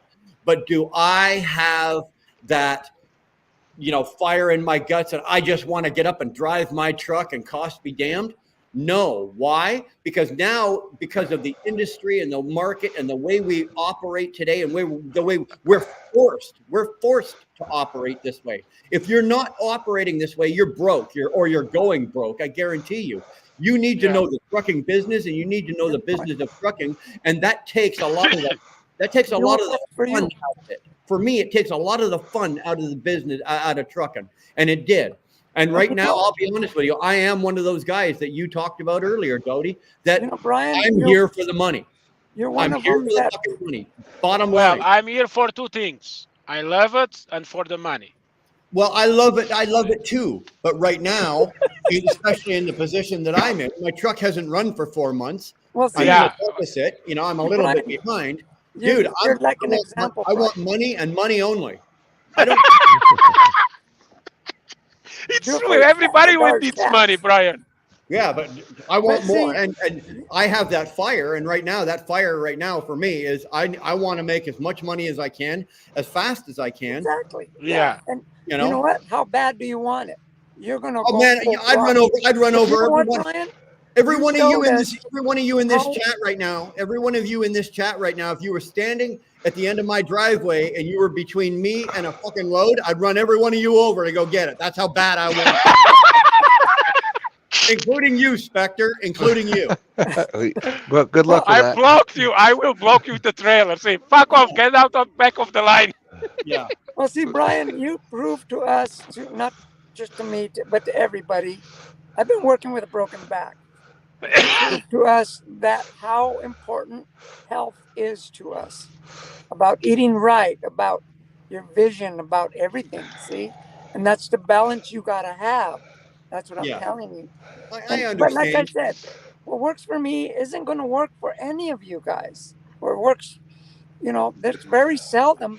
The sad thing about this trucking business is that us truck drivers, we get the shitty end of the stick, because those people that who control the trucking business, the big companies, all the what do you call it, the politics and stuff, They control us, so we get the leftovers. That's the bad part about it. And we got to make ends do with it. But you know what? Like you said, I love what I do. I hated it, but you know what? You know, I'm making it. You know, and I'm not letting it get. I'm not letting it get to me anymore, because my health to me is more important than any truck, than any job. And you know, if I was homeless again, so be it. I'd be Well, healthy. I can't do that. I'm not willing to do that. Like, I'm not. Yeah, You know, and again, you and I are both at different stages and different places in exactly. our lives and different places in our careers. And I 100%, I respect where you are and what you're doing and how you're doing it. For me, I'm not there yet. I can't do that. I have to keep, my eye on every single thing that's going on in my business, and I have to keep a close eye, and I have to find a fine balance and keep it all going at the same time. I cannot focus on just one thing. I have to keep, you know. Anyway, Yeah. So, but that's just me. What do you say? What do you each say, Spectre? How the hell are you? Oh, I'm good, man. Fighting off a cold. I know You that. sound like it, dude. Yeah, man. You sound like you got an elephant sitting on your chest, brother. That's about what it feels like. It's been like that the last couple of days. Like, she's Well, you can freaking. keep that. I'm going to do my best. Believe me. Well, oh don't yeah, lose your eyeballs in your teeth. Yeah, don't lose your eyeballs or your teeth. Let me tell you. Shoot, I had a fever last night. It spiked up around 102 and finally broke. I was like, oh my gosh, you got to do something. So Did you go to the doctor? no, I don't go to the doctor unless my No, dude. eyeballs are popping out and I got holes in me. Yeah, So yeah. Careful. Keep I've your driven down the eyeballs. road throwing up out my driver's window. I've yeah. worked busted bones. I've broken fingers. Unless I'm dying, unless they're telling me you've got 90 minutes to live, I'm not going to the doctor. Yes, that's the way I am. I mean, why am I going to go to the doctor for him to tell me go to Walgreens and buy some Robitussin? There you go. Exactly. Yeah, Yeah. but no, yeah, unless I'm dying, I very seldom go to the doctor. Yeah. But no, man, y'all are having a good conversation, and I wanted to chime in because this is the kind of conversation like I always upset people when I say this because like everything that everybody's been talking about is good stuff, right? And I read a lot of Bruce Lee's, like he's a philosopher, right, scholar and all that stuff.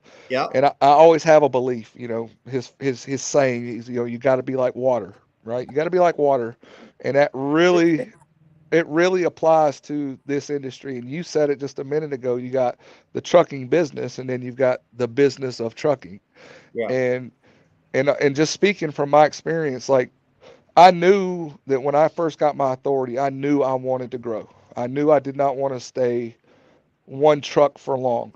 And I came in when I first got my authority, it was back in like 17, 18, and the market was relatively good. And then we had that little bit of a spike. And then of course we had the pandemic when Right. everything went to hell. But a lot of lessons were learned. And then of course we came out of it to where any driver coming into the market could fall out on their head and hit $6 to $8 a mile loads, even in dry van, to Correct. where now you got dry van. Once again, dry van is unremarkably is the highest one out besides reefer right now, which is weird again. Um, it's this is what I've learned, okay? And you can take it for what it's worth, and this is something that people have gotten really upset at me when I say this is what I've learned is you've got to you have to make, whether you want to be one truck or you want to grow a small fleet, you got to find a way to make yourself relevant. And it's kind of like a reverse psychology thing. And what I'm getting ready to say is the easiest way to do that is I look at it as a race to the bottom. And how you interpret that is up to you. And what I mean by that is a race to the bottom. How quickly can I get my expenses to the bottom to where I can make it to the top? What have I been saying the last 2 hours? Because exactly. And what I mean by that is like anytime that I go buy equipment, right? Everybody knows I'm not that guy that's going to go out and spend tons of money for brand new equipment. I don't see the point in it. I can get just as much life and profit just as much from good used equipment, maintained equipment, that's going to last a long time. I don't believe in throwaway equipment because that's just not the way diesel engines are made. They're not. And do just as well with it. Yeah. The whole point and goal is to, one, get the equipment paid off and race. It's a race to get to the bottom. Because if you can go lower than the next guy, it don't matter what the market does. It don't matter. Correct. It's all about what you can profit. It is. But it's also knowing how to get to the bottom. Correct. Yes, exactly. And going out and buying that and do it. Yeah, and that's what I'm saying is, and going out and buying that freshly brand spanking new pretty truck. Don't get me wrong, there's some that are out there that are gorgeous. May not be the best way to do it. May not be the best way to do it. You know, it's for me, this is just my experience, okay? I have found great success finding mid-miles equipment, getting it paid off, and you can profit. You can profit. It does. I mean, there's some people that I've seen and I've heard that are struggling, and when I talk to them and I listen to them, what it is they've over leveraged. Okay, they've over leveraged for what the market is. It's a race to the bottom. Which race are you running though? Right. Is the question.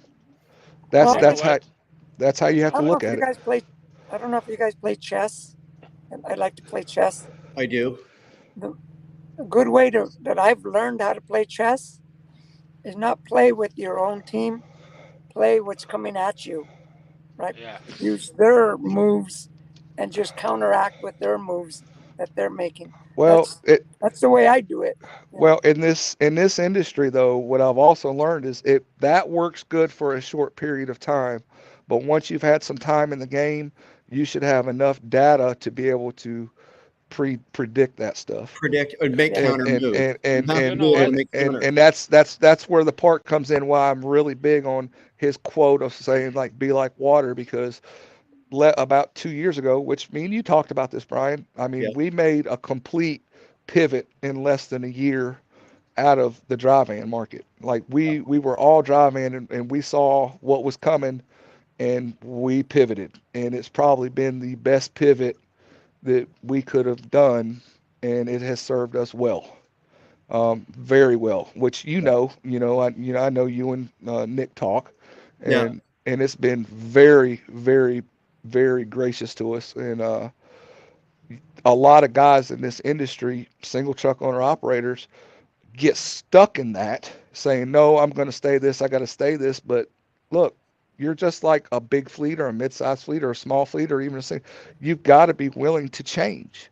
You have to. If you don't, if you have that inflexibility to change, even as small as change as capacity of what you're hauling or modality could change your outcome.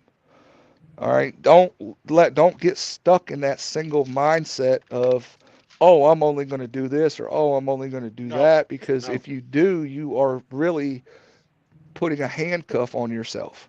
Right. Not being fluid is the biggest error someone can make. Not being able to change with the times, whether it's the equipment you're pulling, whether it's the realizing that the truck's costing you way too much money and you can do it for get it for half the price. Not being fluid and not making the change when it's necessary out of fear is probably one of the biggest errors people make. Being willing to make that change is probably one of the hardest decisions to make. But it's also one of the most satisfying decisions you'll ever make, because just give you an example, okay? In the last 15 years, let's go back even more, say 18 years, as an owner-operator, like when I came in as an owner-operator 21 years ago, I was pulling dry vans, right, as an owner-operator. But then we went to pulling reefers. Then we went to pulling flatbeds. Then I got into oversize and special commodity. You know, it is the willingness, and believe me, every time I made that change, it wasn't a decision I took lightly. It was something that it's scary because you just don't know what you're going to do, or it's a gamble. It's a gamble. Yeah. It is a gamble, but you have to, first of all, you got to do a little bit of research, which I do. But you got to be willing to take that chance, and you got to be willing to put one foot in front of the other and do it. but I've been very fortunate for two reasons. One, you build yourself a hell of a resume. Yep. Like if you look at my trucking resume, I've done everything now except pull a tanker, and I really don't have a desire to do that. So, but making those changes, being able to look at what's going on, and the word you used earlier, Spectre, was pivot. You have to be able to be willing to pivot. Yep. And you have to be willing to pivot and pull the trigger. You got to make that decision and pull the trigger and then go with it. Don't second guess yourself. Right. That's another thing that, and don't get me wrong, I'm not patting myself on the back here, but I never second guess myself. I make a decision. I decide I look at something, I make the decision, I do it, and then I don't give it a second thought. I don't second guess myself. That's the worst thing that we as business owners could ever do, is start second guessing ourselves. Because if we start thinking about, well, what we maybe we made the wrong choice, or maybe this or that, now you're taking your attention away from what you're supposed to be doing, and you're thinking about what you could be doing. Right? Make the decision, pull the trigger, and then go. Do it to the best of your ability. And then, if time goes on, if it's not working for you and you need to pivot again, then so be it. You do. But be willing to make that decision. I've now, in my business has had to change no less than, in 21 years, my business we've had to pivot no less than 5 different times. Exactly. And five times in 21 years. And a lot of times that's where the collecting data and that's where the business of trucking comes in, right? That's on the backside of it, the business of it. And that's when you have to look at it, because when we made the pivot, a lot of people called me crazy, because that was at the time when dry van was through the roof, right? It was through the roof. But that's when you start, you doing this long enough and you collect that data and you're like, something really bad is getting ready to come. Right. And we made the pivot. We did. And right when it happened is about when we went full effect on the fleet side of it, being full, we switched our modality, and we were like, whoo, yeah, we played that card, right? And well, okay, let me finish my thought here. And then it's like, sometimes you have to make that choice in good times, and sometimes you have to make it in when you think, oh God, I can't do it right now. No, you may need to, and it's one of them things. And then the other thing that people need to remember, and this is big for even the single truck operator, which we have enough experience and people in here that have done it and had their own authority, is you got to remember this. The business of logistics is like one of the, if not the largest, as far as money wise goes in this country, worldwide. It's huge. So. It's huge. But you got to remember on average, this is just an average, it's only a 3 to 5% profit margin for even the largest companies. Oh yeah. You have to remember that. So if you're a small truck owner operator, one truck, and you're averaging more than 3 to 5% profit, you're okay. You're doing very well. You're doing okay. Yeah. Agreed. I mean, sometimes in this business, greed overtakes that thought, and it's like, oh my God, the end of the world. No, you're okay. You're okay. How many guys, Spectre? How many guys in the last, say, 3 years have we seen where that greed has overtaken? And a lot. Where are they sitting right now? They're all of their equipment is sitting at Ritchie Brothers right now. Yeah, absolutely. All 4 of you guys drive flat dry boxes? Right now, I bounce back and forth between flatbed and dry van. Right now, because of my eyes and because I'm just getting back into it, I'm driving a dry van. But I still, the company I'm with does both, so I do both. I went from an all dry van fleet to now I have 2 dry vans and a fleet, and they've been sitting for over a year, so I'll sell them. Well, yeah, but you're on reefers, right, Spectre? Yep, all reefer. I've been on a reefer and the dry van, and now I bought the reefer, so I'm gonna do dry van and reefer on a reefer, of course. So. Yeah, I think Dodie. I think you're the only full-time Dodie. I think you're the only full-time flatbedder right now in the group here. Yeah. But I've done flatbed, I've done reefer, I've done armored, and right now I got a flatbed Conestoga. Yeah. So versatile makes a big difference. Like you said, you gotta you got a good resume going on you. I think if I had a choice right now with the market and from where I live, like in Southern Ontario, I would if I had my way right now, I would buy and I was buying myself a trailer right now, I'd be buying a reefer. I'd be buying a 50. Yes, Brian. I'm checking the loads from Toronto, Montreal, all the way to US. Yeah. Yes, it's the way to go. That's why I chose buy the reefer. That's why I bought the reefer. I got another question, right? Sure. You guys, this might be controversial, maybe not.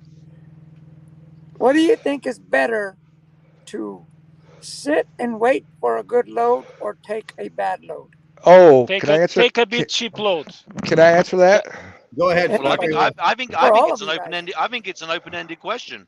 Can I answer that one? How long are we sitting for? What sort of rate are you trying to get? How much are you I don't giving like up? to sit. You know, that's. I mean, most of the time, in a general, I'm going to keep the wheels turning 9 times out of 10. Yep. If it's 9 times out of 10, but the way you've asked that is almost a very open. You would have to look at. You'd have to know the numbers. What are you giving up? What is there the potential of getting? What's the volumes? What's the volumes like? I mean, that there is. It's like a Rubik's cube, man. You gotta quickly twist the pieces together and figure it out. Well, there's a lot of pieces to that question. Well, no, I mean, I don't see it as being a hard question to answer, because a lot of times with what we're doing, my easy answer is this: we're out. We're not waiting. We're not waiting. And it's just that I think the biggest thing that dictates that is one, are you hauling contract freight? Or do you have a contract load coming out and then you just trying to find a backhaul and you can't find anything? Or are you strictly working off the load boards? In either answer, my answer is always this. I'm like who's the other gentleman there? Humberto. I'm like him. I will give it a certain amount of time and I'm gone. Yeah. Because my time, the biggest thing that you can never, ever, ever, ever get back is your time. I'm gone. Agreed. No, yes, you have to go. You have to go. But if you think about it in this terms here, it goes back to kind of what we were talking about earlier. The reason that if you're ever going to be in that position, you're going to be in that position. You want to be in the best position for yourself as possible, meaning that, okay, you've now got your business set up that if you need to, you don't want to, but if you need to, you can take that shitty load and still make money on it. Why? Because you've already set yourself up. You're like I said, your fixed costs are in the basement. Your variable costs, you have a firm grip on your variable costs. Everything is under control, so that if what Doty's talking about happens, okay, the best you can do to get out of Phoenix is $1.30. Well, you know what? I can take $1.30. Am I going to be stacking money on the top of my pile? No, I'm only going to put that much money on the top of my pile instead of that much money. But I can do it. I will not sit. I will not sit. This is my point to that question. And this is what I do, right? I've been a business owner, a top owner operator. I've had to do them both. I've had to sit and wait for a good load, and then at times I had to take the crappy load to get the heck out of Phoenix, like you said. Right. But I've learned to do this while I was sitting there, because one time I'm sitting in Spokane, Washington for like 4 days. I'm thinking there was nothing. This was back in 2008, right? A long time ago. And you know what? I thought, well, if I'm just going to sit around, I'm going to start doing something else, because I'm not going to waste my time. And I was a company driver back then, but that's when I learned it, to start creating a different source of income for me. And that's one of the things you can do, whether it's starting a hobby, starting a podcast, starting whatever, to start bringing extra income. And you know what? That's proven to come out. When you need that few extra dollars, it's helped me out. In my case, it was it was artwork, right? I couldn't really make the meetings like I would, so I had to do it under my terms. I'll do an artwork, but you're gonna get it in a month or 2 months from now. So it had to be really slow. But that's my point to this, is because right now the way the trucking business is kind of going up and down and stuff, it's always good, and this is just me talking, it's always good to have a backup source of income. And because even if it's just a few dollars, just enough to eat, you know, that's You know good. what? So You know what? You said I remember you saying that on the past. You was 4 days in Washington. I was in Oregon and was nothing from there. I drove empty 800 miles. I think Brian gonna remember that. That was Yeah. a couple months back. I drove 800 miles all the way back to Edmonton, Canada, to pick up my loads. But I did that because that load did pay me really good. I know I lost 1 day of job and I lost 50 gallons of diesel. But you know what? I'm not staying. I'm not staying. Like if I was staying there, I have to wait from Thursday all the way to Monday for a load. Right. I'm not doing that Yeah, but because think about how much money you could make between. You're going to take a loss on one load, but you're still going to be working. no, but the thing is, I took a loss just to drive empty because that load from Edmonton to Tennessee did pay me 15 grand. So, you know, that was in Canadian, okay? Taking the lunch, taking the. The way we talk about this, right? Everyone's situation here is totally different. It's different. Right? It's different. Because look, let me ask you this one. Right? Let me just throw another situation. Okay, I get empty. It's 5 or 3 o'clock in the afternoon. I can't find anything. I'm in an area which is low volume. Do I sit there the night and wait till the morning when I know the load boards are going to be hot, and then hedge my bets on that, and then roll out in the morning if I can't, roll out by 12 o'clock if I can't find anything?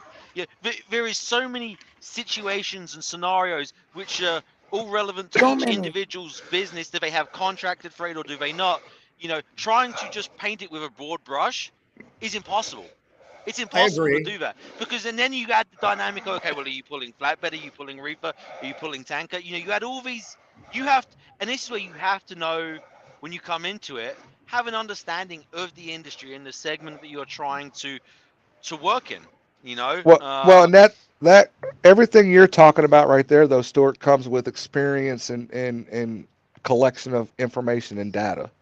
I mean, that's where that comes into. Like, for instance, I mean, the reality of it is this: is with a dry van, especially when I was pulling dry van, if I would go into Pennsylvania, I would sit till noon. Right, I'll give it till noon, 1 o'clock, to try to find something decent. Yeah, I give some couple hours too. If I didn't find anything that was worth it, I'm gone, bro. Yeah. You know that. No, you know that. I agree with that, Mike. We have to be conscious when we talk about it, right? Right. When we talk about it on especially on a public platform like this. Yeah. Because people will hold you to your word. Well, he said do this. And this is what you should. Well, that might not necessarily be the best for your situation or this person's situation, and you have to put the work in to understand the business and the industry, right? Well, as far as what you're doing. If we want to get right down to it and nail it in the head, right? If we want to nail it in the head, if at all possible, at a very minimum, get what I call a profit protection load, which is a load that will at least cover your fuel to get where you want to go. Thank you. Yeah. If you can't find that, your time is more valuable than just sitting there because the market is not going to change in a 24-hour period. Exactly, but and it goes, and I think you can roll that right back to what you just said about 2 minutes ago. That comes with experience. Yes. It comes with doing it and it comes from making that mistake for sitting there for 4 days. Yes. Right?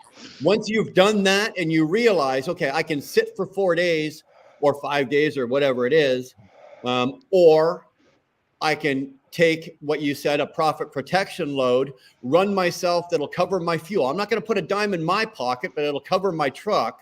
It'll get me 800 miles, for example, like Humberto said. It'll get me into a better area where my percentage of my chances are, I got a higher percentage chance of getting a better paying load. Do you gamble and do that? In my book, yes, 100% of the time. Absolutely. But don't waste your day doing it. No, right. No. And you said, Spectre, you said it was either you or Stuart that said you'd wait till noon. When I'm with the company that I'm with right now, I don't give them till noon, dude. Yeah. Okay. If I'm empty at 8 o'clock in the morning, you got 2 hours. I give my company that I'm signed on with, because they supply the loads to me, I give them 2 hours. And if they don't have a load for me in 2 hours, I do one of two things. I either say to them, okay, I'm now billing you, right? Because you're responsible for my income. So I'm now billing you an hourly rate for you to ask me to sit here and wait for you to find me a load. Or I'm going to start working my way back here. You find me something on the way and I'll be more than happy to pick it up. Now that's just me because of the situation and the way that the company I'm with. But if I was on the spot market doing these loads myself, 100%, I would absolutely find a load protection load or a protection load or whatever you call that. And I would be moving to a better market 100% of the time. I don't even have to think about that. You know one of the Brian? things that I've done is, like, when I'm sitting around like that, because as you know, we're going through hard times with truck driving, right? And there's not a lot of good loads, no matter what you do. One thing that I've done is, like, I see some of these little mom and pop truck stops. Those are the ones I like to go to. Yep. And you always see a hiring sign, right? For help wanted sign, right? I've gone in there and I've told them, well, I'm going to be here for the rest of the day. Can I, if I start sweeping the floors or something, can I get a free meal or something like that? Kind of bartering. And that's also another little trick. I want to say a little trick that we can do to kill our time to get possibly a free meal, free shower, something like that, instead of just being on the phone, watching videos. That way, that's like one of the things that you can do, because sometimes we have no choice but to sit in a truck. And I know that hurts a lot of guys and girls' egos. Like, well, I'm a truck driver, I'm not going to go start sweeping floor. But it's not that. It's you're helping the business, right? Because you got to put your business. I'm a truck driver, I'm a business here. Okay, you help me out. I'm a good customer. I'll help you out. Yeah, I'll go stock your shelves for a little bit, for a couple hours or something, right? And if I can get a free burrito about it, great. You come back. So it's kind of like a barter exchange. And that's always good to remember to have for you guys. I don't know if you guys I've never done that or heard about that or do that. No. But it really does make you feel good if you have no choice to sit in your truck. Yeah. Like, if I'm sitting in my truck, I guarantee you this. If I'm sitting in my truck waiting or whatever, even while I'm sitting there getting offloaded, my wheels are always turning. I'm not thinking about going in and sweeping the floor to get a burrito. Of course not. I'm thinking, my wheels are spinning fucking. I'm a day, 2 days. I'm 5 days. I'm 5 days ahead, right? And my brain is always going. So, I can. Trust me, I've got enough fat stored in my hump. I can miss a meal or two. I'm not worried about a burrito. So I'm thinking, where am I going next? Oh, yeah. Well, what I'm saying these is, loads. Sometimes we business between the truck drivers and the truck stops. It's always good to kind of help each other. That's all I'm saying. You know. So I delivered this load over here. I'm in Mackenzie, Alexander Mackenzie, North Dakota. I delivered this load yesterday, and I have to do my 36. So what I was checking on a load board was I have loads. I do have loads. I have load in Winnipeg. I have load. All the loads I have is between 380 to 500 miles radius. Actually, one is 571 in Minneapolis. So what I'm doing now, I do my 36. I have my clock. It's gonna reset in about 3 hours, 4 hours. But I'm gonna wait until tomorrow morning. So I cannot book loads at this time for sure. But what I'm gonna do tomorrow morning, I wake up 8, 9 o'clock. I'm gonna take my shower. I go to the load board. I'm gonna see what the better one gonna take me where I wanna go is gonna be going east. I already have two in mind. The other $1.68 a mile. But you know what? I don't care. It pays for what I needed. Plus, down there is already good loads down there going to where I want to go to Montreal. Correct. That's what I want to go. I'm not going to fucking sit here till Monday. No, I'm sorry. I'm not. Because I'm going to lose one day. My calculations are I have my escrow account from the company, Landstar. I did 10%. And when I chose 10%, the guy was like, "Are you sure?" Say, why? Nobody does that.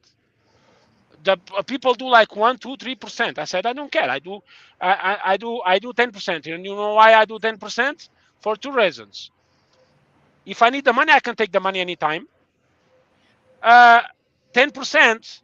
If I have $15,000 in account in 3 months, I already know I make $150,000 in 3 months. This way, I know how much I make already because it's just 10% times 10. So right. So I want to. And then I want to go back to something that Jeff said earlier. Okay, right. and what he said earlier, and I actually I never thought of it in this way, but he's absolutely right. And you don't need a calculator to figure this out. If you're running your business and you're on the spot market, okay, and you're running your business like this, if you have to sit for one day, that's fine. One day it's not fun for me, Brian. It's not fun for me. One day you can actually make up a day. But if you have to say you sit for 2 days or 3 days waiting for that load, you will never make those days up. You're going to take the full month to compare 2 days. Right? Well, no, with Jeff, and Jeff is right. Jeff's saying the same thing that me and Umberto are saying. Yeah. Jeff does it a different. He explains it a different way. He explains it a very different way. A lot of people get it twisted about how Jeff explains it, because what Jeff talks about a lot, and I'm pretty sure, I don't know if he talked about it earlier, but he talks about a cost per day, right? Exactly. I have that too. Yeah, I have my cost per day. Yep, and that's what Jeff tries to break down, and he's saying the same thing like with me and Umberto. Like for instance, that comes with experience. Once again, what he's saying, it comes with experience, and Jeff tries to explain it to the new guys and to people that don't understand. Where like me and Umberto, we already know what our cost per day is, just like you do, Brian. You know, Stuart does and Doty does. Is what I do. And you could further break that down, Doty, to a cost per day.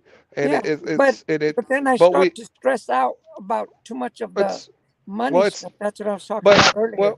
I mean, it's part of the business, and it's not really anything different to stress out. It's just the fact that we know what that cost per day is, and we just go ahead and preemptively. In the back of your head, you know. Yeah, we preemptively make that decision. I'm not going to waste that day. I'm going to go ahead and get in position, boom, and recoup it. And Jeff is right. Jeff's right. The biggest thing is like, for me, it's the time. Okay, I know what my cost per day is, but now what's the value of my time? I'm not going to. Between the cost and the time. I'm not going to waste my time trying to base a decision on a market that I know won't change in a 24-hour period. And don't forget one thing. You have your cost per day in 24 days, because that's what we run every month, basically 24 days a month. So if you don't want to run one day in that week, so your cost per day goes up.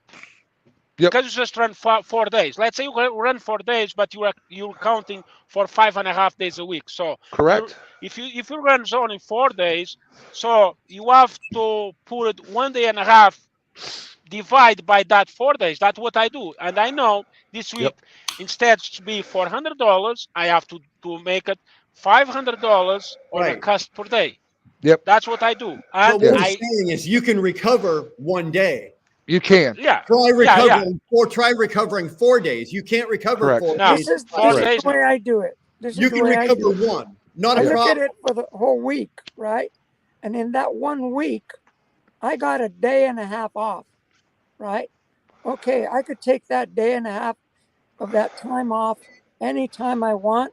So like the beginning of the week, come Monday, I'm rolling and rolling and rolling. And if I work the whole entire week, that's a big plus. If I work, and I get that day and a half, like say Wednesday, I get a day off. I got to sit and wait.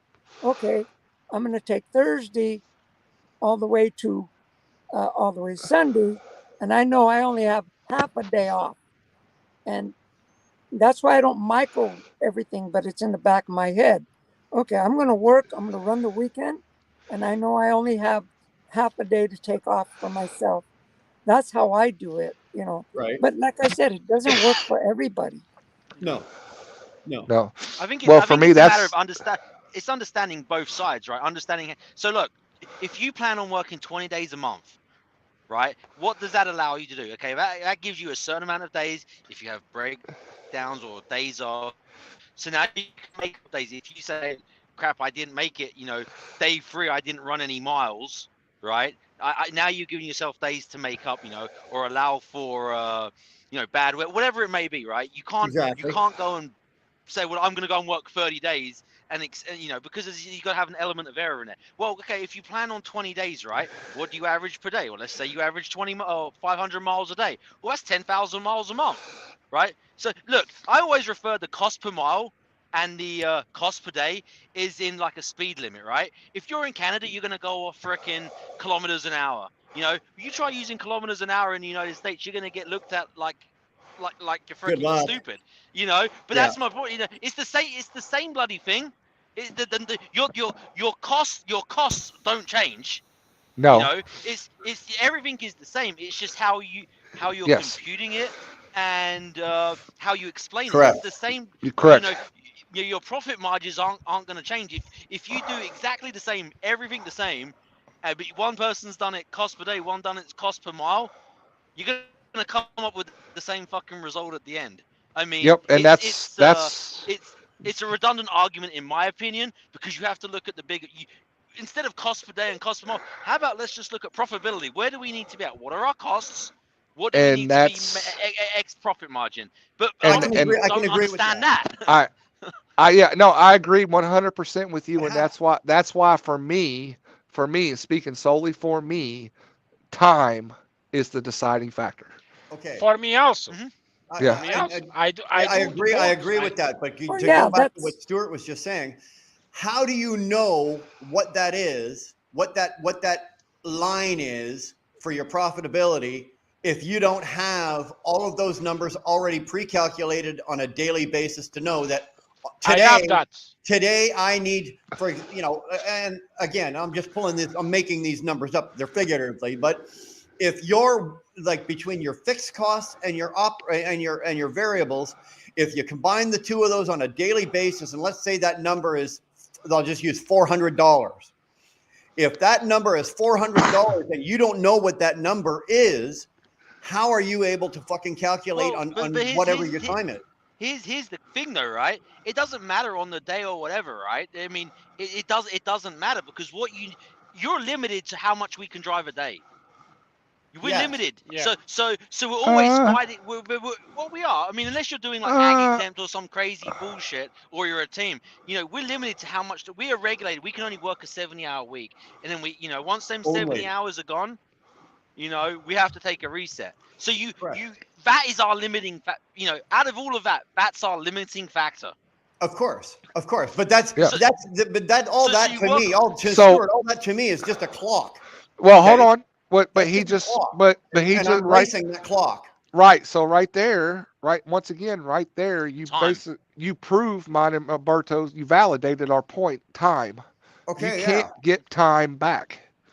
I agree, and I agree with you. I'm not just. Don't get me wrong, Spectre. I'm not disagreeing with anything. I'm just playing devil's advocate here, throwing this in here. Yeah. Time. Okay. You can't. What's the value on your time? The two important things over here is only two: time and manage your costs. That's it.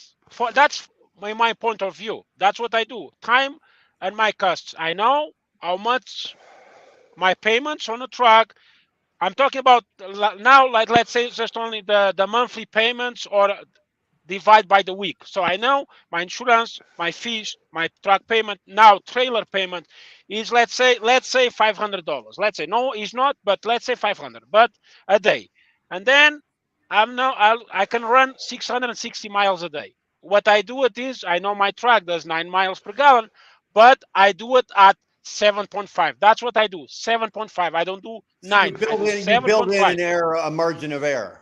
Yeah, I'm building the margin of error for my favor, because I know my truck do not do 7.5. So, but this way, I have extra in my favor. So I know, let's say a day I can run $500 a day.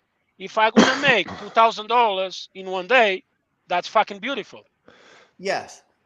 Yep. Yeah. But I'm not gonna sit. What 1, 2, 3 days for a load. No, I'm not doing that. Okay. And the reason I'm really big on time, just to throw it out there too, and people are going to argue with this too, is if you're unladen, unladen meaning empty, you're not under dispatch or anything like that, you're not wasting your clock or your time by moving. You may only need to move 200 miles. You may only need to move 100 miles. You may need to move 300 miles. Yeah. I'm not going to waste my time. I'm going to throw my truck into PC and move. My wheels will not stop. It just won't. At a minimum, I will give myself the opportunity to find what I call, quote unquote, a profit protection load to move where I want to go.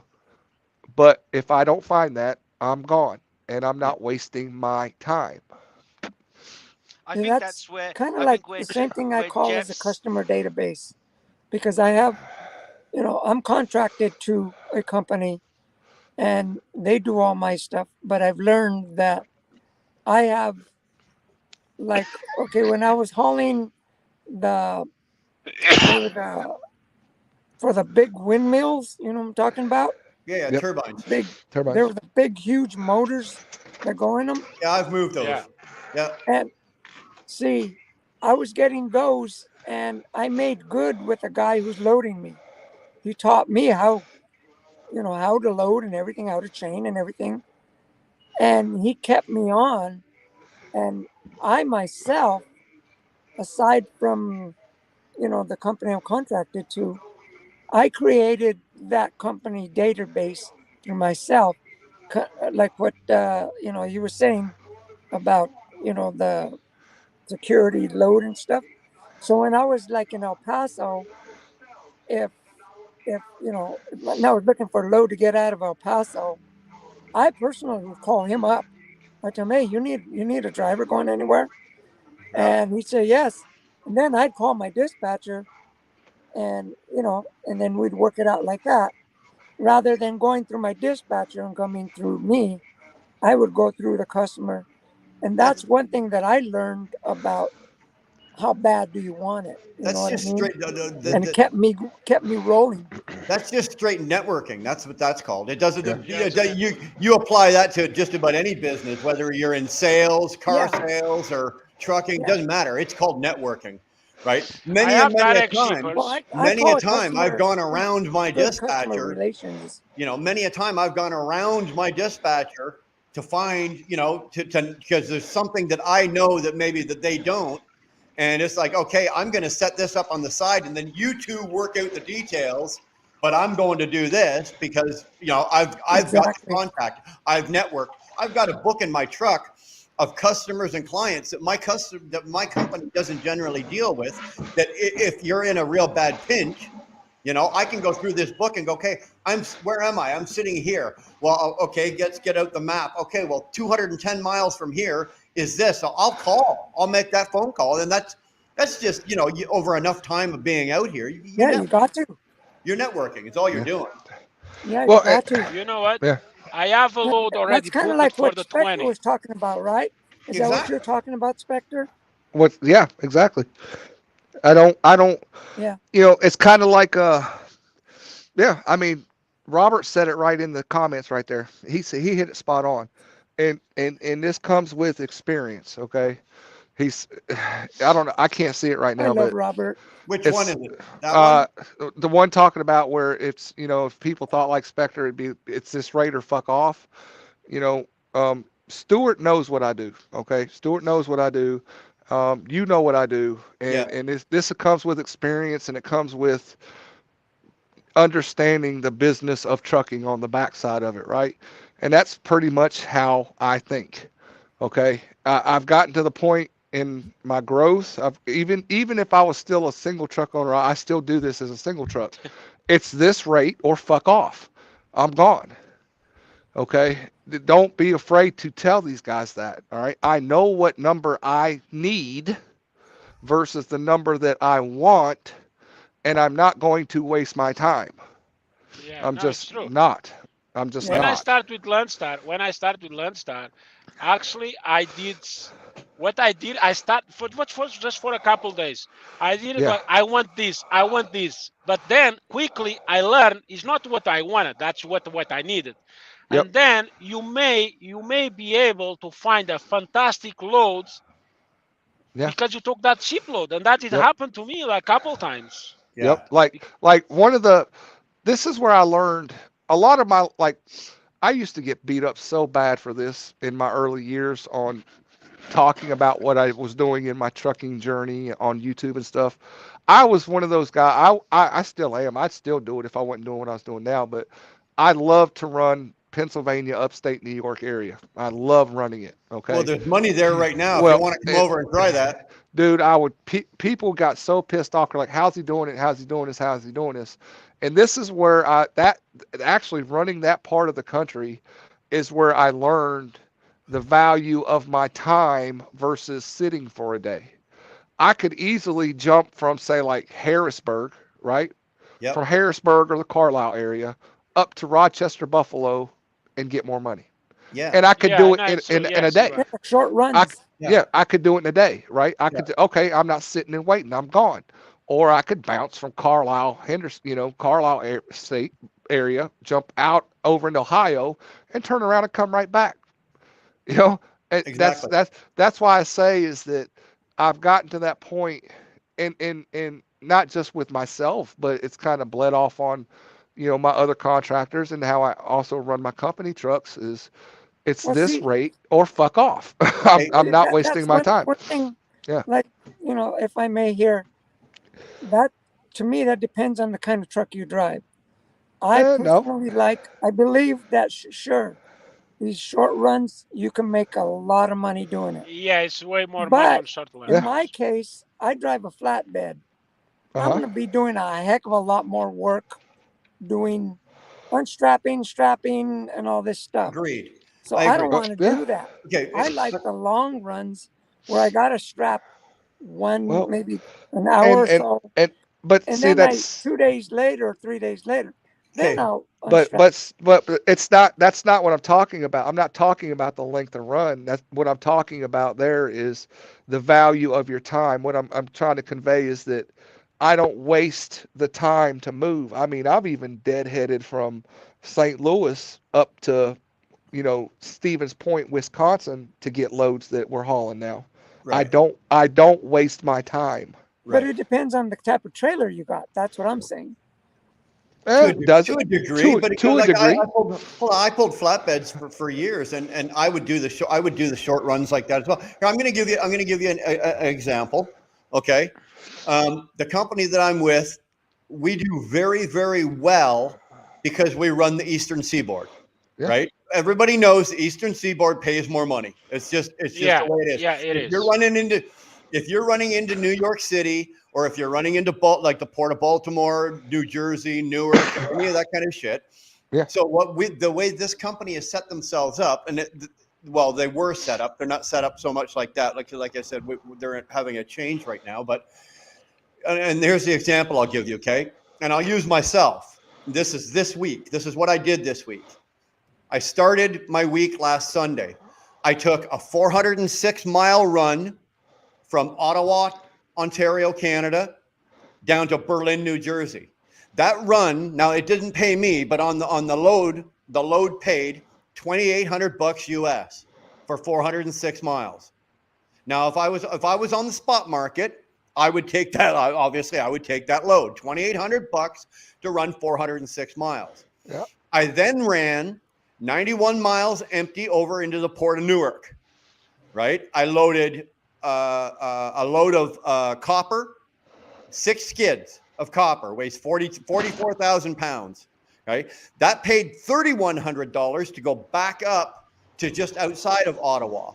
So I went down on Sunday. Right, I left Sunday mid-morning. I delivered Monday morning. I reloaded Monday morning. I was back up in Ottawa, right, Monday night. So $2,800 and $3,100. What are we at here, folks? We're almost at $6,000 on one day, on a day and a bit, right? So I went down, I'm back up, I made $6,000. I turned around, I grabbed another load out of Ottawa, paying $2,800. I was back down in Berlin, New Jersey, right? And delivered that. Then I ran from there. I went into Philly. It was only, I think, 21 miles into Philly. I was back up in Canada that night. So I'm going down and back for $2,100 or $2,800, $3,000 on each trip. So at the end of the week, okay, my truck revenue has revenued a little over $12,000. Yep. Right? Or the short runs pay way better. Or I can take one trip from Toronto, out of Toronto, down to Laredo, pays $5,500 fucking dollars, right? And then I'm gonna run empty out of Laredo, probably over to the Port of Houston or somewhere. I'm gonna run a longer deadhead out of Texas to get a load, and then I'm gonna run that back to fucking Toronto, and that's only gonna pay me about $4,100. Yep. So now I've run down and I've run back. There's my whole week. Right, I'm at 31 or 3,200 miles for the whole week, and I'm at $9,000. And see I've done 3 short ones at 12, or I've done and on top of that, I get paid extra. I get $25 just to bump the dock. See, and that's once again, you're looking at time and speed versus length.